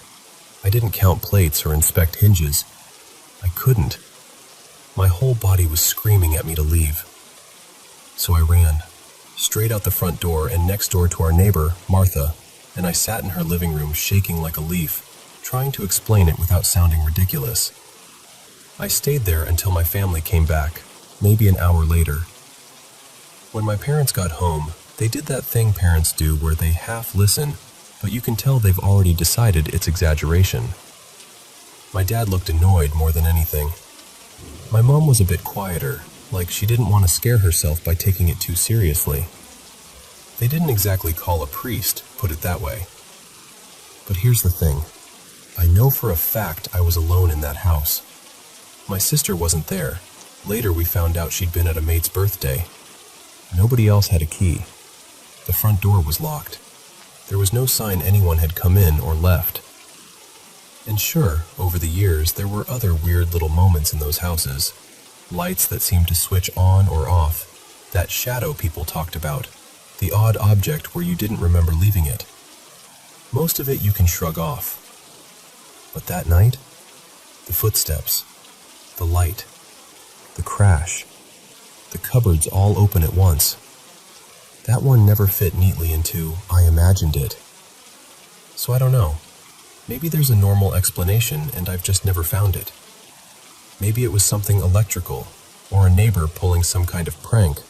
Or the cupboards were dodgy, and the plate was balanced badly, and I connected dots that weren't connected. Or maybe it was something else. I'm not saying I believe in ghosts, not automatically. But I do think it's smart to keep an open mind, you know?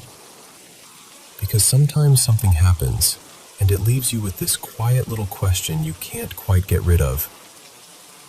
What was that? Really?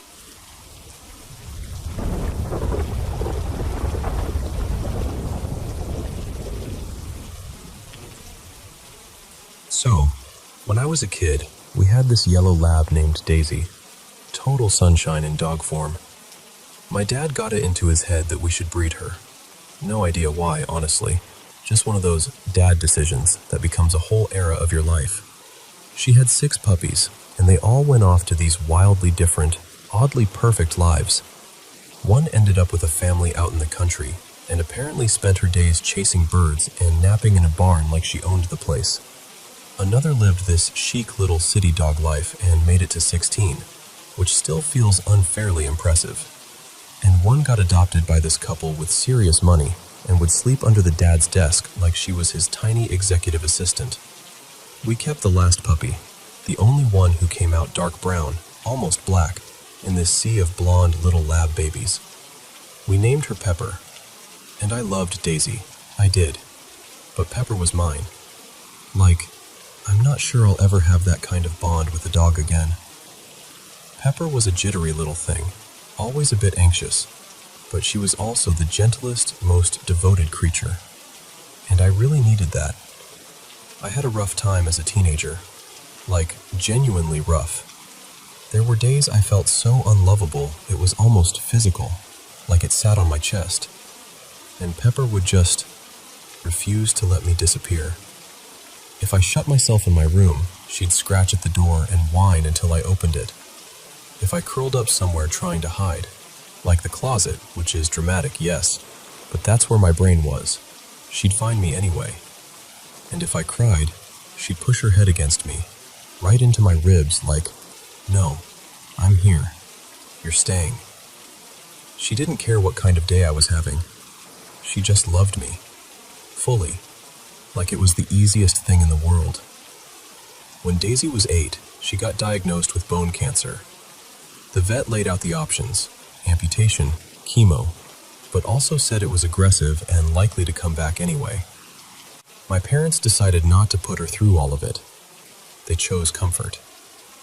We had a few months where Daisy had some good days, still eating, still wagging, still being herself, and then more and more bad days. Eventually, a vet came to the house, and Daisy went peacefully, right there in her own home. Pepper took it hard. She'd always been skittish, but after Daisy was gone, it was like the floor dropped out from under her. Everyone could tell. My mom, who had always been pretty strict about dogs belong on the floor, started letting Pepper up on the couch okay, rules don't matter. You're heartbroken. We all babied her for a while. She improved over time, but she was never quite the same. And then, years later, Pepper hit 9 and she started limping. I remember that moment so clearly because I think part of me knew. The vet confirmed it. Another bone cancer, and even more aggressive. The timing was brutal. Right before the holidays, right when everything is already emotional and heavy. For a little while, medication helped. There were stretches where she seemed almost normal again, still following me around, still leaning into my legs when I stood in the kitchen, still doing that thing where she'd sigh dramatically like she had a full-time job and bills to pay. And then, one morning in January, she didn't get up. She stayed curled in her bed, breathing shallowly, eyes open but far away. My parents called the vet, and I got furious. Like seeing red furious, because it was her first truly bad day. Her birthday was coming up in a week or two. I kept thinking, we can't do this now. Not now. She just needs a little more time, and I can't even describe the anger and grief. I felt like the one being who loved me without conditions had been taken away, and I didn't get a vote. I was wrecked. I was lonely. I was so mad at my parents I could barely speak to them. Now here's where it gets strange. My mom always talked about being visited by family members who'd passed. Little signs, little moments, dreams that felt different than regular dreams. And I'd had my own weird experiences before too, like a stretch in college where I swear something was haunting me. I know how that sounds, but that's the closest word for it. Anyway, about 2 weeks after Pepper died, I had this dream that felt more real than real. In the dream, I wasn't me. I was something low to the ground, running at full speed, like pure muscle and instinct, racing away from my childhood home and across these endless roads toward my college campus. I flew through the world like nothing could stop me. I tore across campus and basically launched myself up to the second floor of my dorm, and then I passed through the wall like it was mist, straight to my bed. And then, this part still makes my stomach twist. I laid down on my own sleeping body, right on my chest. And the moment I did, I felt the worst pain I've ever felt in my life. Not like a cut or a bruise, like my body was decaying from the inside, like my bones were splintering, like my ribs were going to crack open. I woke up sobbing, just immediately, like I launched out of bed, heart racing, shaking, crying so hard I couldn't breathe. And in that instant I knew it was Pepper. It felt like she'd come to find me because she could tell how destroyed I was. But she was still carrying her pain. Like, whatever comes after doesn't automatically heal you right away. Or maybe grief clings. I don't know. Still crying, I just talked to her, out loud, in my dorm room, like a person having a completely normal moment. I told her it was okay. I told her I didn't want her to hurt anymore. I told her I'd wait, that she could come back when she felt better. And then I didn't dream of her for a long time. But years later, now it happens all the time. I'll be in some random dream, something totally unrelated, and suddenly there she is. Sometimes Daisy too. They'll show up like they've been there the whole time, like it's the most natural thing in the world. Not long ago, I dreamed I was back at my childhood home, and I walked past the front door and saw Daisy lying on the rug like she used to. And the dream just stopped. Like the whole story paused to make space for that moment. I knelt down and pet her, and she was warm and soft and exactly herself. And then, eventually, I stood up because the dream had to keep moving. And when I looked back, she was already gone. That's how it goes. They appear. They come in close for a minute. Kisses, pets, that familiar feeling. And then they disappear like they've got someplace else to be. Like they're just dropping in to remind me they're okay. And I don't know what any of it means exactly. I'm not here like, this proves the afterlife, or anything neat and tidy. It's just, it taught me something I didn't want to learn. That letting go can be an act of love, not betrayal. Especially when someone you love is in pain. And that when you get the chance to love them, really love them, whether it's in real life or in a dream, you take it. You give the extra pets.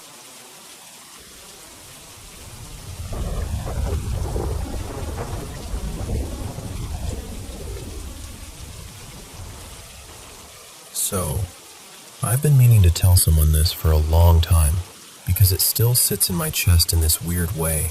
Half, that was real. Half, how do I even explain that? Back in July 2020, my family and I had to move. A bunch of reasons piled up, and we ended up renting this house in a Muslim-majority country. We're a Muslim family too, so nothing about faith or prayer was unusual in our home. But what happened in this place was something else. Before we even moved our boxes in, my parents went to check the house out properly, and in one of the built-in closets, they found a dead cat. I know, awful. But the part that made my parents go quiet was, it wasn't just dead. One of its legs looked like it had been cut cleanly, like neat. Not crushed, not mangled, not what you'd expect if a door slammed on it. My dad kept staring at it, like he was trying to convince himself there had to be a normal explanation. Then we actually moved in, and that's when we noticed something else. Almost every door had a small Quranic verse taped to it, like someone had gone room to room and made sure each doorway was covered. Naturally, we asked the landlord about it. He just smiled and said, "It's for blessings." But here's the thing. Every time we paid rent, he'd look at us and ask, in this oddly careful tone, "Everything okay so far?" Like he wasn't making conversation, like he was checking a situation. We had a Persian cat, male, a little dramatic, honestly, and he always preferred hanging around the outer area of the house instead of inside. At first, he seemed fine, like he settled in quickly. But then, about a week in, he did this thing that made my skin crawl. For 3 days straight, he kept staring at one specific direction. He barely ate, barely drank. He'd perch up on the boundary wall and just lock onto the empty house next door. That neighboring place was abandoned, by the way. No people, no animals, no movement. Nothing. But our cat looked furious. Not curious, furious. Like he was ready to jump into a fight with something we couldn't see. And then, the dead cats started showing up. I wish I was exaggerating, but we counted around 8 or 9 in the months after we moved in. Just cats found outside, nearby, sometimes in corners where they looked like they'd simply collapsed. No obvious injuries, no hit by a car look, no blood, no signs of age. It got to the point where we were too scared to let our own cat outside because we didn't understand what was happening in that area around our home. Then something happened to me and my mom that I still can't talk about without feeling shaky. I was upstairs studying one day, and suddenly I heard my mom scream from downstairs. One of those screams that doesn't sound like surprise, it sounds like pure fear, like someone is being hurt.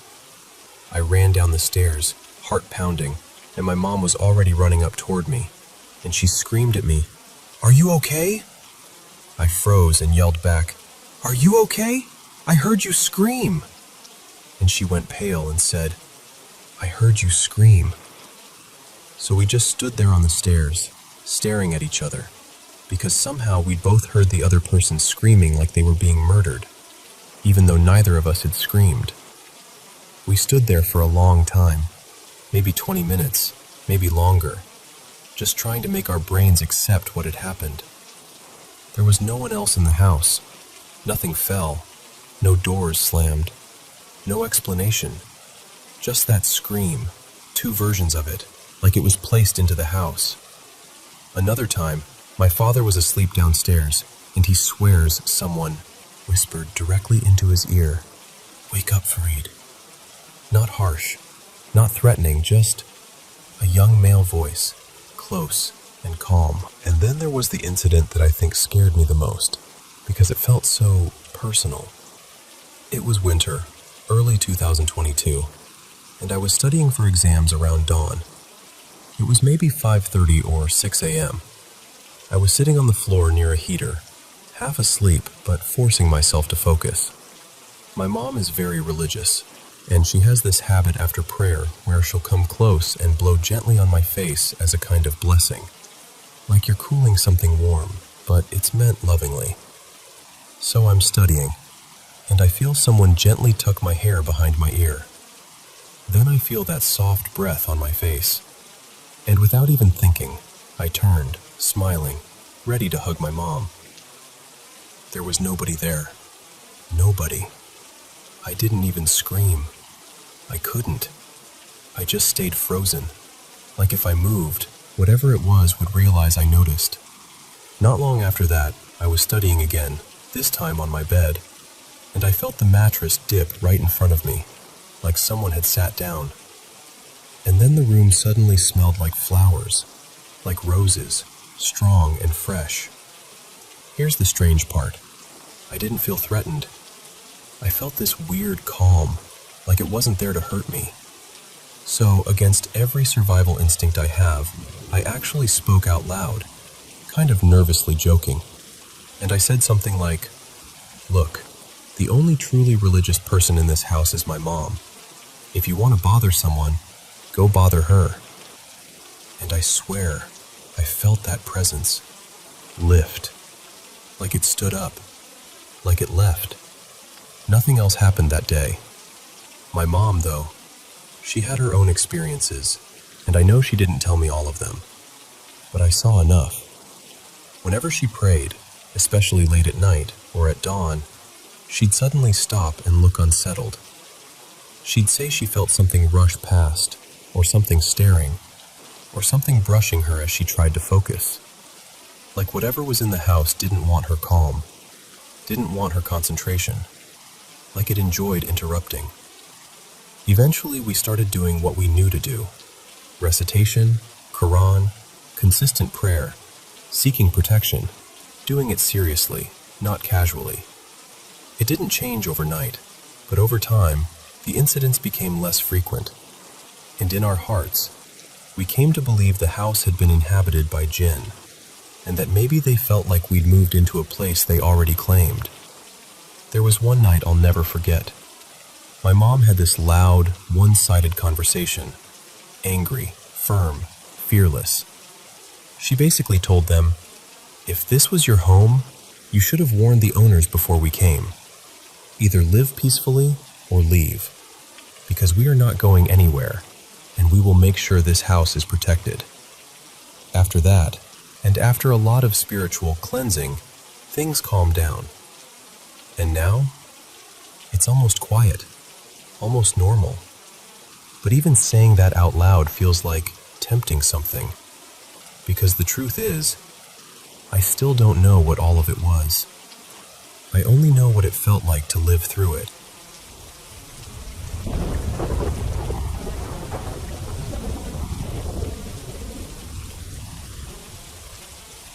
So, I've gone back and forth for years on whether I should even tell this story out loud, because it still gives me that cold, prickly feeling in my arms when I think about it. A few years back, I was driving home late after finishing up a night of deliveries. Not DoorDash this time, just a local delivery app I was doing on the side. It was one of those nights where the roads are mostly empty, and you're on autopilot, thinking about getting home and finally taking your shoes off. I'd just dropped off an order in this ridiculously fancy neighborhood, big houses tucked back in the trees, the kind of place where the driveways are longer than some streets. What makes it creepier is how quickly that area turns into nothing but woods and old farmland. I'd grown up not far from there, maybe half an hour away, and I knew those roads well enough that I could drive them half asleep. Anyway, I turn onto this darker stretch, no streetlights, just my headlights cutting through the trees, and I catch movement ahead. At first I'm like, deer. Totally normal. So I slow down like you do. Then my headlights fully hit it, and I slammed the brakes so hard I felt my stomach drop. Because it looked like a deer in the quick, first-second way your brain labels things to keep you moving. But once it was lit up, it was wrong. Too big. Too tall. Its back was higher than it should have been, like almost level with the hood of my SUV. And its body, I don't even know how to describe it without sounding dramatic. It looked like its skin was peeling or rotting, like it didn't sit right on the frame underneath it. Not bloody exactly, more like it was coming apart. It was hunched, not like an animal lowering itself to run, more like something trying to hold itself upright, but not quite managing. And the worst part, its back legs. From about the knees down, there was nothing that looked like proper legs. just broken-looking bony stumps, like it had been snapped and never healed, and still somehow stood there anyway. And while I'm sitting there gripping the steering wheel, heart hammering, this heavy sense of dread rolled over me, like the air changed.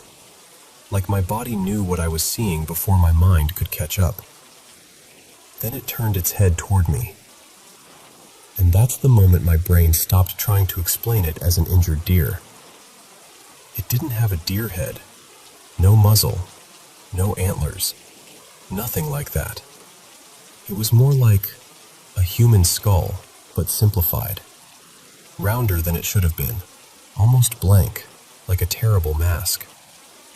If you've ever seen a child's drawing of a face, just a circle with features placed wrong, that's the closest comparison I've got. Where the eyes should have been were these dark, empty voids. Not reflective, not animal shiny, just absence. And hanging off the top and sides was long, straight black hair, like actual human hair, not fur. It moved just slightly, like it was caught in a slow underwater current, even though the night air was still. We just stared at each other. I know people exaggerate time in moments like that, but I swear it felt like 15 or 20 seconds. Long enough that I remember thinking, if it moves, what do I even do? Long enough that I could feel my pulse in my throat. And then, it didn't run. It didn't leap away into the woods. It didn't vanish like a magic trick. It faded. Like smoke thinning out. Like fog dissolving in sunlight. It stayed in place, but it became less and less solid until it was just gone. I sat there for a second, frozen, waiting for it to reappear, waiting for something to hit the side of my car, waiting for my brain to snap back into reality and tell me I imagined it. Nothing happened. At the time, I convinced myself I'd seen something like a wendigo.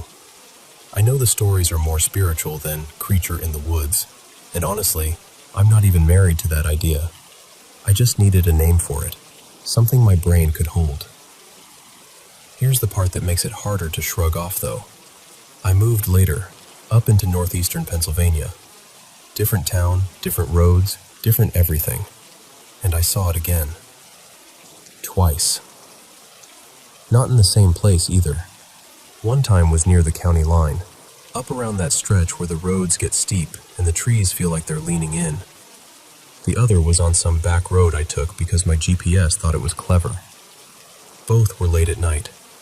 Both were in heavy woods, the kind where your headlights don't reach far and the darkness feels thick.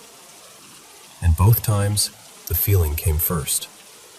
That same foreboding, like someone quietly turning down the temperature inside my body. Goosebumps racing up my arms before my eyes even caught movement. Then, there it was. Not standing in the exact same way as the first time, but the same wrongness. The same silhouette that wanted to be an animal but didn't fit. And the same sense that it wasn't just something I happened to see. It was something that noticed me. I haven't told a lot of people because I know how it sounds. I don't drink. I don't mess with anything that would make me hallucinate. And I'm not someone who's out here hunting for spooky experiences. I'd actually love it if someone could hand me a simple explanation that makes it all make sense. But every time I drive a dark, wooded road too late at night, part of me still waits for that feeling to rise in my chest, like a warning. Because now I know what comes after it.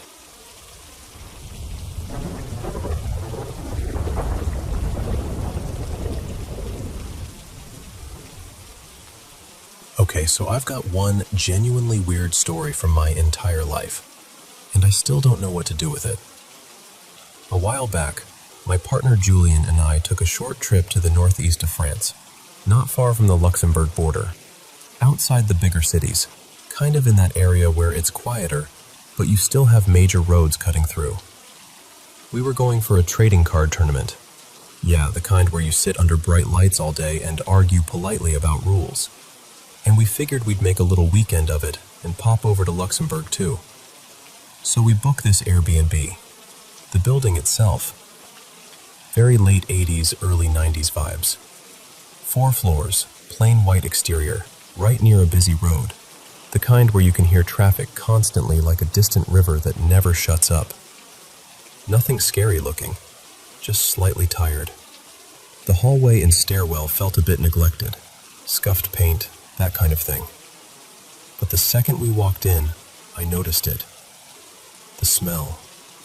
Not like garbage or anything, more like damp. Like humidity that's been living in the walls for years. The apartment itself looked clean and honestly kind of cute. Spacious, modern furniture, everything you'd expect. No visible mold, no stains, nothing obvious. But the smell was everywhere, and it was in the stairwell too, so I'm guessing the whole building had some moisture issue. And then, this is the part that makes me feel silly even saying out loud. I got that instant feeling, like we weren't alone.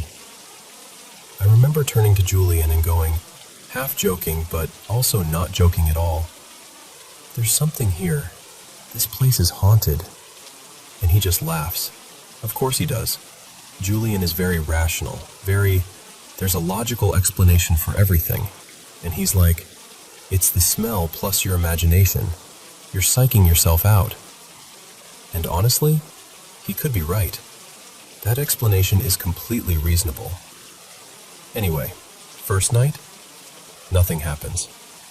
No weird noises, no lights flickering, no doors creaking open by themselves, no spooky silhouettes in mirrors. We sleep fine, totally normal. The next day we do the tournament thing, come back tired, a little overstimulated, and we grab food on the way back. Some fast food burgers and fries, and we eat in front of a random show we put on for background noise. Just a very ordinary evening.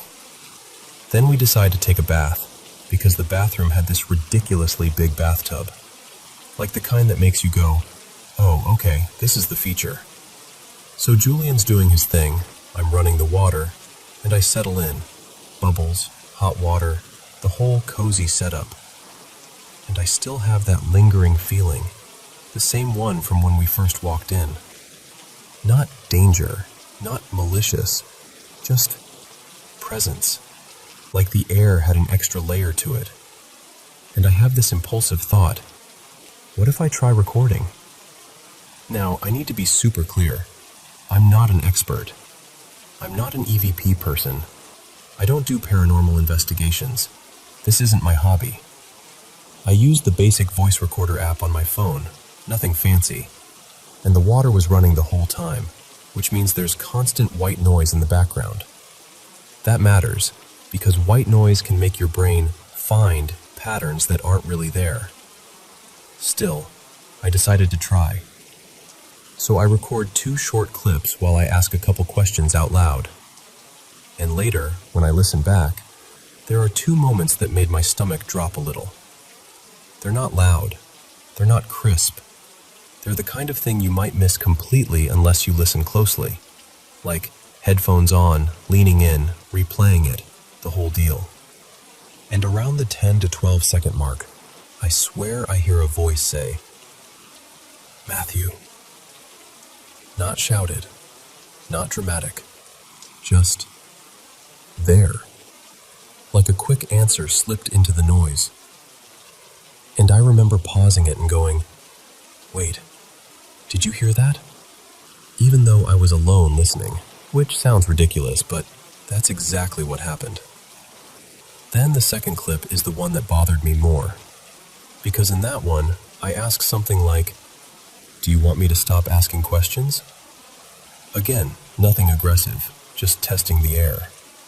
And around the mid to late part of the clip, I hear what sounds like, "Je te sauve." Which, yeah, that means, I'm watching you. And that one made my skin prickle. Because even if it's just my brain stitching sounds together, the idea of it is so creepy. Like, of all the things my brain could invent out of running water, why that? So now I'm stuck in this place where I feel 2 things at once. On one hand, I genuinely think it could be auditory pareidolia. White noise, tired brain, weird-smelling building, suggestion. All of it. That's probably the sensible answer.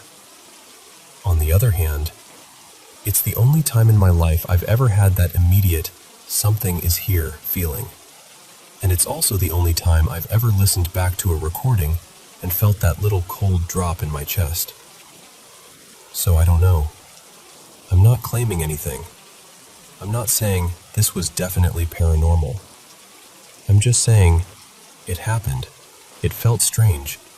And I'm curious what you think, especially if you've ever had your brain play tricks on you with sound. And yeah, if you ever listen to stuff like this, do yourself a favor. Use headphones, and don't crank the volume before the first few seconds. Because I learned that lesson the hard way.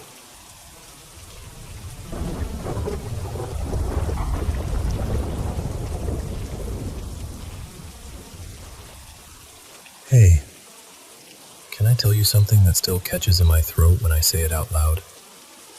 So, I'm originally from Asia, and I've been working in the US for a while now. Between school, visas, and everything that happened with COVID, I haven't made it back home since 2019. And honestly, the hardest part isn't even the distance. It's what that distance keeps you from. I've missed birthdays, quiet dinners, tiny everyday moments. And I've missed my dog more than I can explain. Her name was Miso.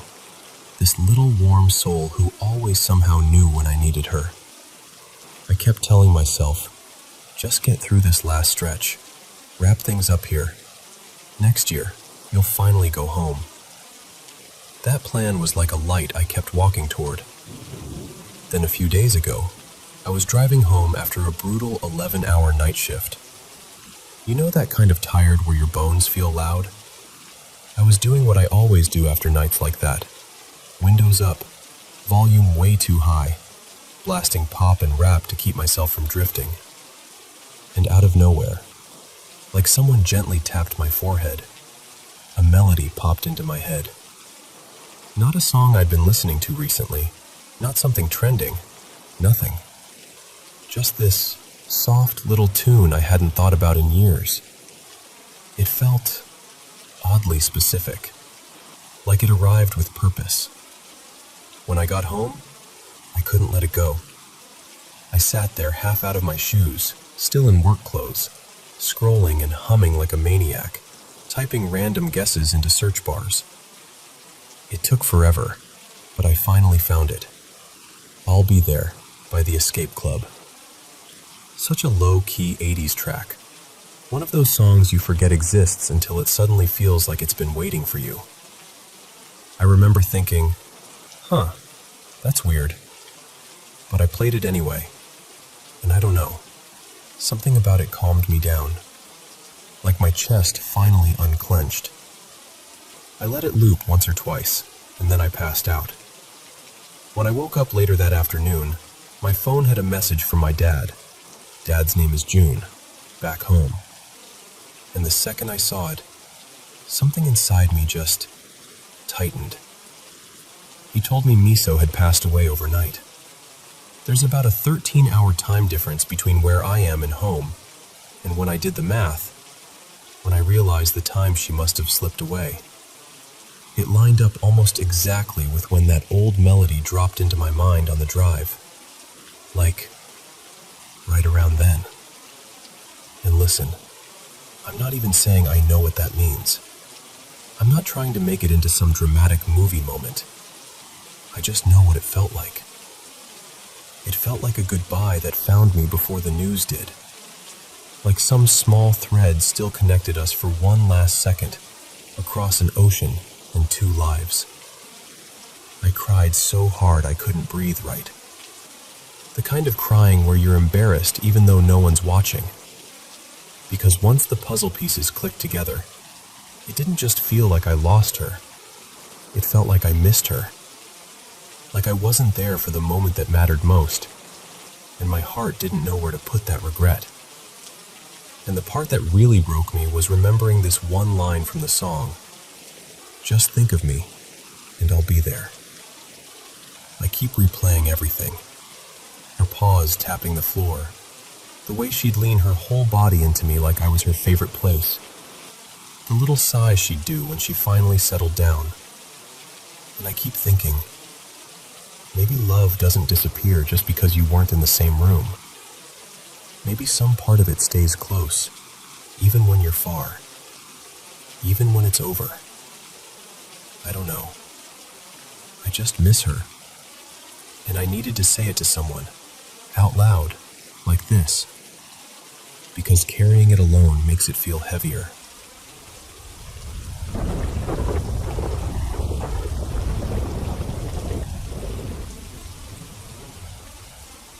Hey, thanks for listening. Let me set the scene properly, because this one still sits oddly in my chest. I'm Rhea, and I've been a nurse for just over 20 years now. I've seen most things you can throw at a person in that job. Sadness, miracles, chaos, the whole messy spectrum. And I've always had a curiosity about the strange side of life, but honestly, nursing is what made me start taking the paranormal seriously. Not because I wanted to, more like because I couldn't keep dismissing what I was seeing and hearing. Anyway, this happened a little over a year ago, on one of those gray, drizzly summer days you only really get in the UK, where the sky looks like it's been rubbed out with a dirty eraser. I was out in the community mentoring a final year student nurse. I'll call her Tanya. She was a mature student, proper, steady presence, kind, switched on, great with patience. The sort of person you trust in a room. We had a visit to a patient, let's call her Eileen, who had a lot going on.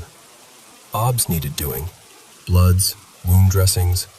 One of those visits where you've got a list before you even walk through the door. Eileen lived in an older semi on the edge of a small town. Not falling down old, just the kind of house that's been there long enough to have stories soaked into the wallpaper. Because we needed a fair bit of kit, I parked up and told Tanya to head in first, introduce herself, and start the initial assessment. Final year students get more autonomy, and she was absolutely capable. I grabbed everything from the car: BP machine, SATS probe, blood bottles, dressing packs, the usual circus. Locked up, walked through the small front garden, knocked, and then stepped inside. And here's the layout, because it matters. You walk in, and there's this narrow hallway straight ahead leading to an interior door at the back. Stairs immediately on the left. And on the right, an open doorway into the living room with a bay window at the front. I remember saying, "Hello?"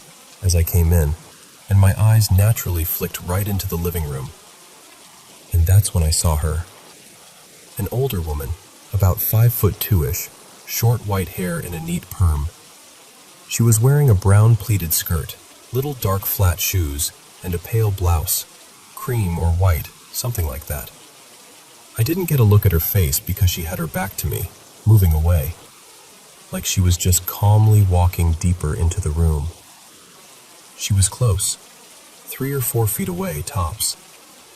And here's the part that still makes my skin prickle. She wasn't see-through. She wasn't misty. She wasn't a shadow. She looked completely solid, like any living person I'd ever seen in a patient's home. Just an ordinary elderly woman, mid-step, minding her own business. Before I could properly process it, I heard Tanya call me from behind the interior door at the end of the hallway. So I walked down, opened it, and there she was in the kitchen area with Eileen, already chatting away, doing exactly what I'd asked. We got on with the visit. Obs done, bloods taken, dressings sorted. It took around 25 minutes, maybe half an hour. Normal enough. Busy, but fine. Then as we were wrapping up, I casually said to Eileen, "Oh, who's the lady in your living room?" And she looked genuinely confused and went, "Lady? What lady? The telly's on." I said, "No, not the telly. The woman. In the living room." And Eileen, still completely calm, said, "Love, I'm the only one here. So I told them both, hang on 2 minutes, because my brain immediately went to the most sensible explanation. Maybe a confused neighbor had wandered in.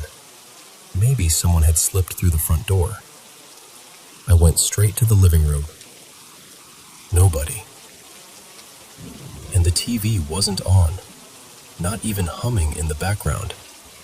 And it was a tiny little thing, like one of those old small screens people refuse to replace. I checked upstairs. Nothing. No footsteps, no doors, no movement. And here's what really bothered me. With how the hallway sat, I would have seen someone leave. I would have heard the front door.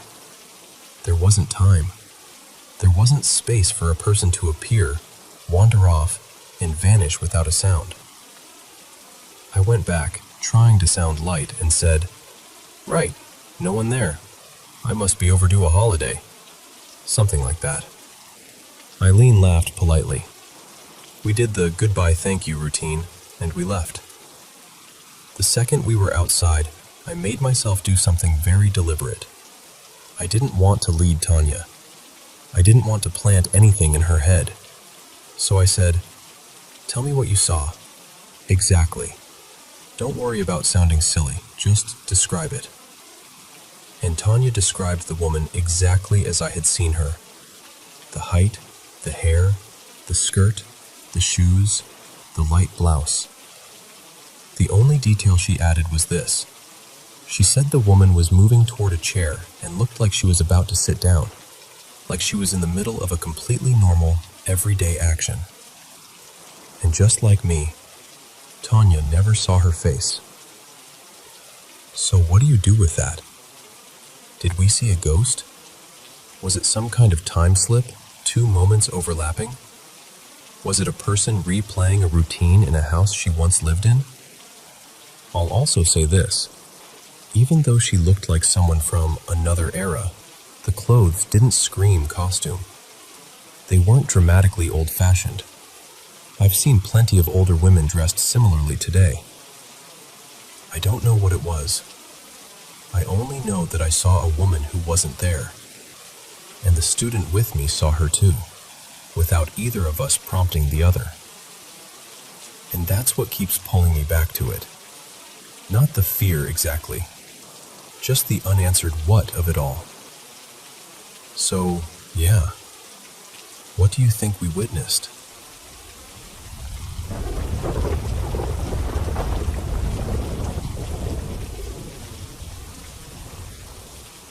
So, I've got to tell you about something that happened last weekend, because it's been sitting in my head ever since.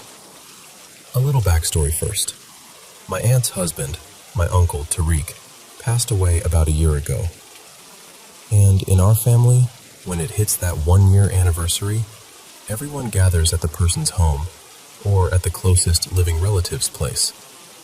We do a short prayer, check in on each other, share food, just be together, you know? So this past Saturday, we're all at my uncle Tariq's house. My aunt Salma is there, and her 2 sons. The place is full. Cousins, elders, kids, the whole mix. At one point, my cousins head out to the cemetery to lay flowers and spend a few quiet minutes there. Everyone else stays back at the house, chatting in little pockets, making tea, moving chairs around, normal family gathering stuff. And then there's a knock at the front door. My wife, Lena, and I go to answer it. I open the door, and there's this young guy standing there, dressed really neatly. Black trousers, white shirt, tie. Like he'd come from an office or a funeral or something formal. He looks past me a little, kind of expectant, and he goes, "Is Tariq here?" And I just blink at him like, "What?" I honestly thought I misheard. I'm like, sorry? He repeats it, more certain this time. "Is this Tariq's house?" And I'm thinking, okay, yes, but why would you ask that like that? So I say, "Yeah, it is, but he's not here." He pauses and asks, "He's not home?" And something in me just drops. I don't even know why, but it felt heavy all of a sudden. So I tell him, gently, "No, he passed away." The guy's face changes, like he's trying to process it quickly, and he goes, "Today?" And I'm like, "No, a year ago today, actually." And then I add, "I'm sorry, who are you?" He swallows and says, "I used to work at a restaurant your uncle used to deliver to. I just wanted to stop by and say hello." At that point, I call my Aunt Selma over because I don't want to be the one handling it alone. She comes to the door and she's polite, but you can tell she's also confused. She asks him the same things. How did you know him? What restaurant? How long ago? When he names the place, she recognizes it immediately, and her whole expression shifts into that careful, hospitable mode people get when they're trying to do the right thing through grief. She tells him, "We're doing the prayer later. If you want to come back in the evening, you're welcome to join us and eat." He nods, says thank you, quiet, respectful, and then he just walks away. We close the door and just stand there for a second. Me, Lena, and my aunt. Not even saying much, just sharing that same look like, wasn't that strange? Not in a scary way yet, more like, what are the odds? Exactly a year later, on the exact day the whole family is together, this guy knocks asking for my uncle by name. So a little while later, my cousins come back from the cemetery. I tell them what happened. One of them, my cousin Adam, frowns immediately and goes, "Did you recognize him?" We're like, "No, none of us." And Adam goes, "Wait, we've got the doorbell camera." They have one of those motion recording doorbells that catches basically everything. People walking by, deliveries, cars pulling up, all that. So he pulls it up and starts scrolling. The footage shows me stepping outside earlier for a quick smoke, then coming back in. Totally normal. Then it jumps, straight to my cousins arriving home from the cemetery. That's it. No clip of the knock, no clip of the conversation. Nothing. We're all standing there looking at the screen like, no, rewind, that can't be right. So Adam goes through it slowly, frame by frame, checking the motion events, checking the timeline, everything. And there is a moment where, across the street, you can see a figure in a white shirt, like, far away, mid-road. You can see him moving toward the house. And then, right as he gets close enough that the camera should clearly catch him, the recording just stops. Like it cuts out at the exact moment he would have reached the door. And the next thing it shows is later, like that whole visit never happened. What makes it even weirder is the doorbell kept recording everything else normally before and after. People walking past, family coming and going, random motion, no problem. It just missed that. And there's this other detail that keeps bothering me. There were around 20 people in the house, but somehow it was only me, my wife Lena, and my Aunt Salma who saw him. Nobody else wandered into the hallway. Nobody else caught a glimpse through a doorway. Nobody else heard the knock and came over like they usually do when there's unexpected company. It was like the moment happened in this tiny little bubble at the front door, just the three of us. And then it closed, and the rest of the house kept going like nothing. And I'm not saying I know what it means. I'm not even claiming it was something paranormal. But I will tell you this. All three of us saw him. All three of us spoke to him. He was real enough to answer questions, real enough to accept an invitation, real enough to walk away down the street. And yet, on the one day it would have felt symbolic, the camera doesn't catch him. And nobody else in a packed house sees him. So yeah, that's been living in my head. Because I keep coming back to the same thought. Soft, but persistent. Out of all the days for a stranger to knock and ask for someone who's gone, why that day? And why like that?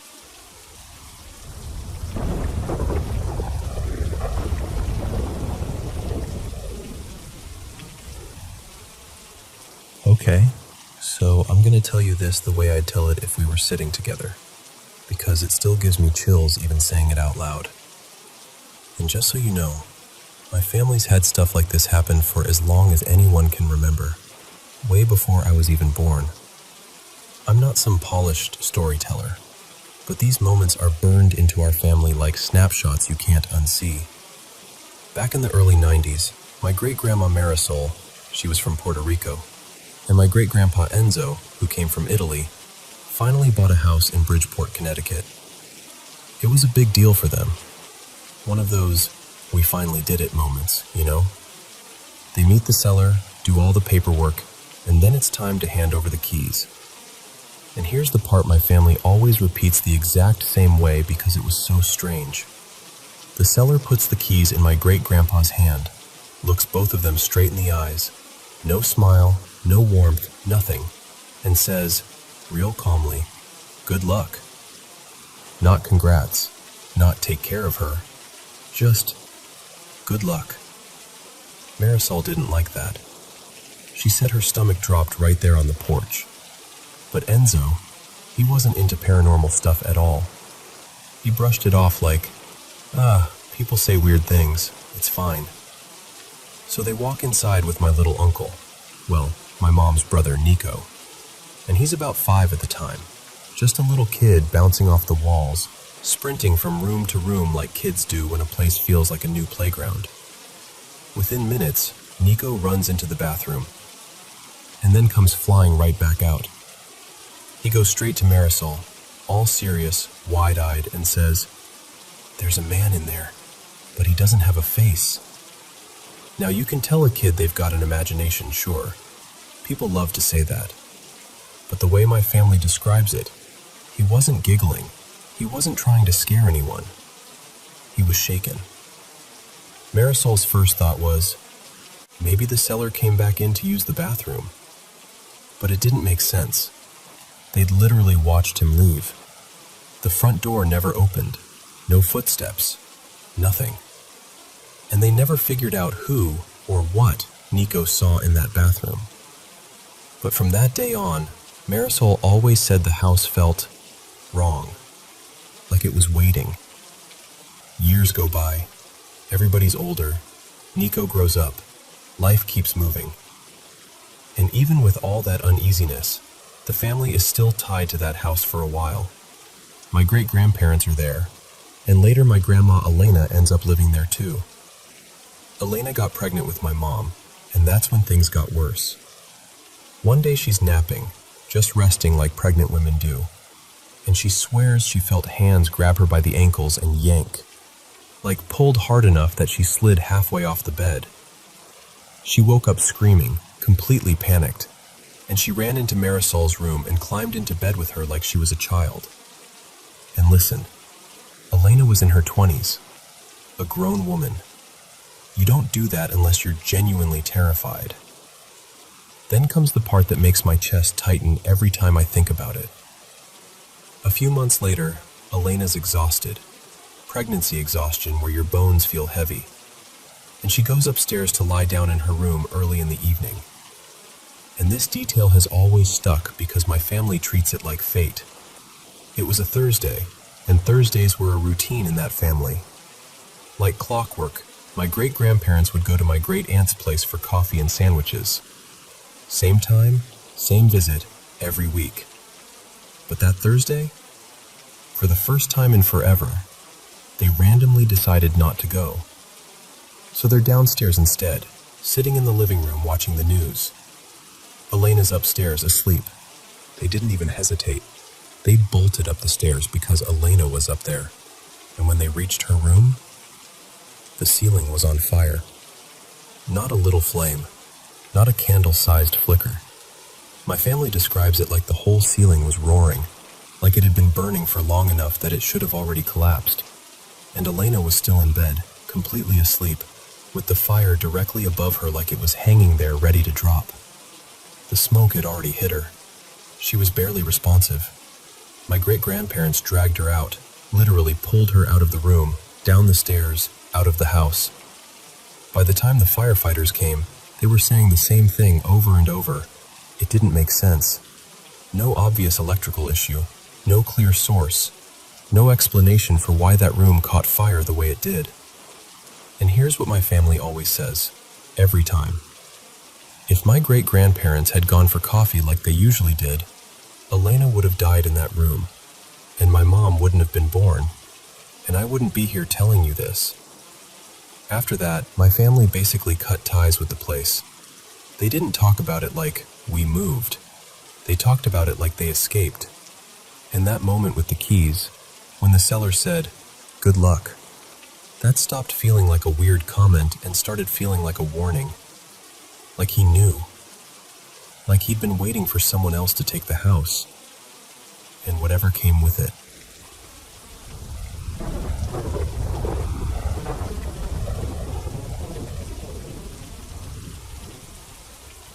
So there's this old belief in central Switzerland, especially up in the quieter alpine valleys where the mountains feel a little too close at night. People talk about strange lights they call arme Seele, which basically means poor souls. And the way locals describe them, it isn't like a scary ghost story where something jumps out at you. It's more like this soft, heavy kind of dread, like you've wandered into someone else's sorrow. The poor souls, they say, are spirits of people who never found rest. Lost hikers, people who died alone, old folks who passed without proper prayers, sometimes even children or soldiers from wars so far back no one remembers the names. The idea is that they're still here because something was unfinished. No burial rite, no blessing, no goodbye. And they don't usually show up as shapes or faces. They show up as lights, glowing, floating points in the dark. Here's the part that always gets me. They're not aggressive. They don't rush at you or attack. They just follow. You'll see them in the distance, and you get that feeling, like you're being watched, like you're being sized up by something patient. And if you keep walking, the lights keep pace from far away. If you stop, they stop too, like they're mirroring you. Some people swear the safest thing is not to stare directly at them and to quietly pray, like the Vater Unser, because you're not trying to challenge them. You're not trying to invite anything in. You're just protecting yourself while showing respect. Now, this gets personal for me because my aunt, let's call her Mara, grew up in a tiny village near a remote valley where the locals had one story they'd repeat like a warning. They said that if you walk a certain path at night, you might see 3 lights across the river in the trees. Always 3. Not 2, not 4. 3. And the river matters because the lights don't cross it. They stay on the far bank, deep in the woods, like they're trapped behind an invisible line. When Mara was a teenager, she and a couple friends, Rito and Sibylla, decided they were sick of hearing about it and wanted to see for themselves. You know that teenage mix of bravery and curiosity where you're half terrified but you'll never admit it. So they went, and sure enough, the lights appeared across the river. 3 of them, just hovering between the trunks. They walked. Lights moved. They stopped. Lights stopped. They didn't get closer. They didn't drift away. Just watching, matching. Rito joked at first, trying to laugh it off, but the laughter didn't stick. Because that's the thing. Your body reacts before your brain can explain anything.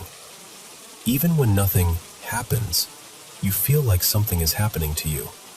They eventually turned back, quickened their pace, and made it home, acting like they were fine.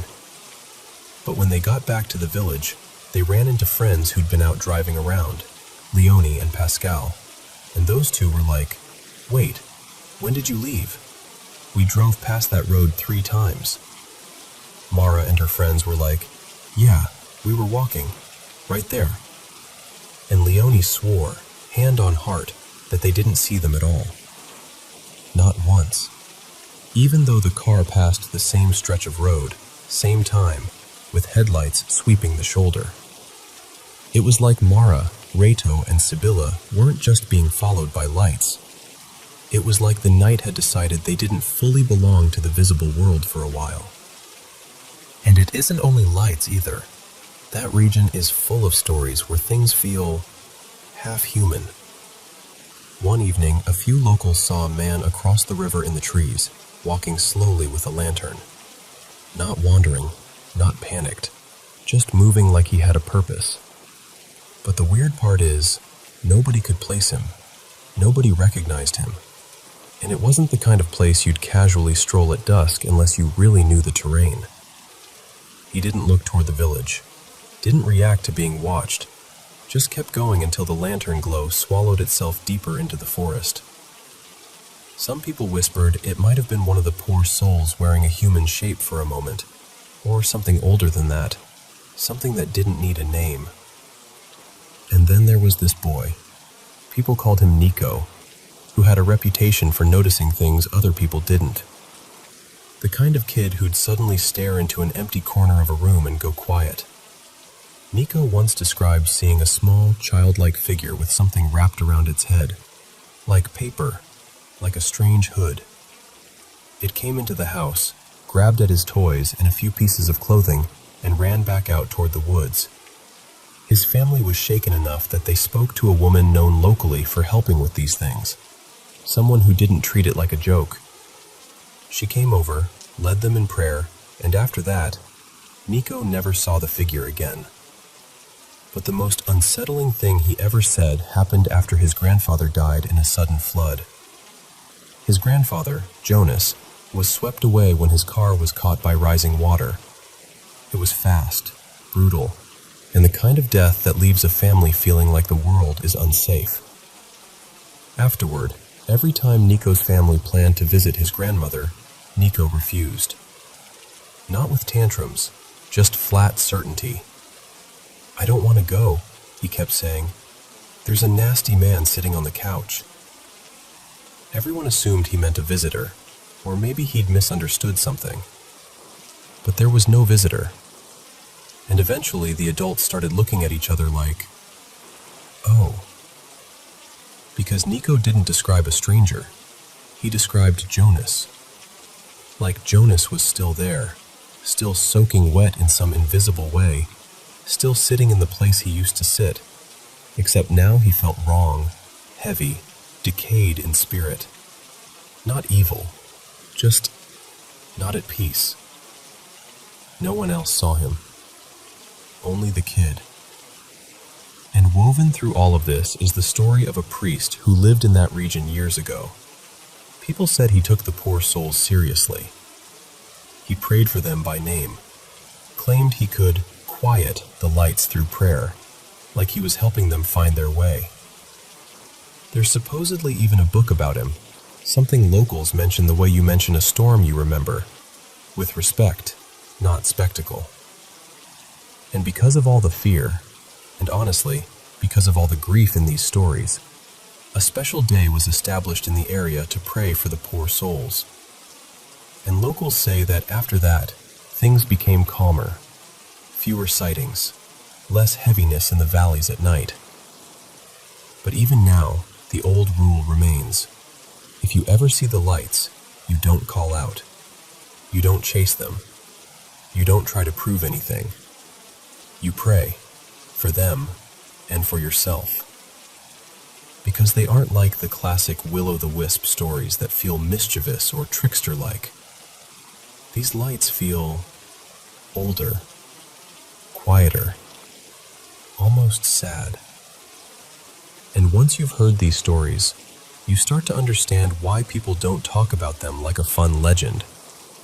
They talk about them like a warning, and like a kindness. Just let them be seen, let them be prayed for, and keep walking home.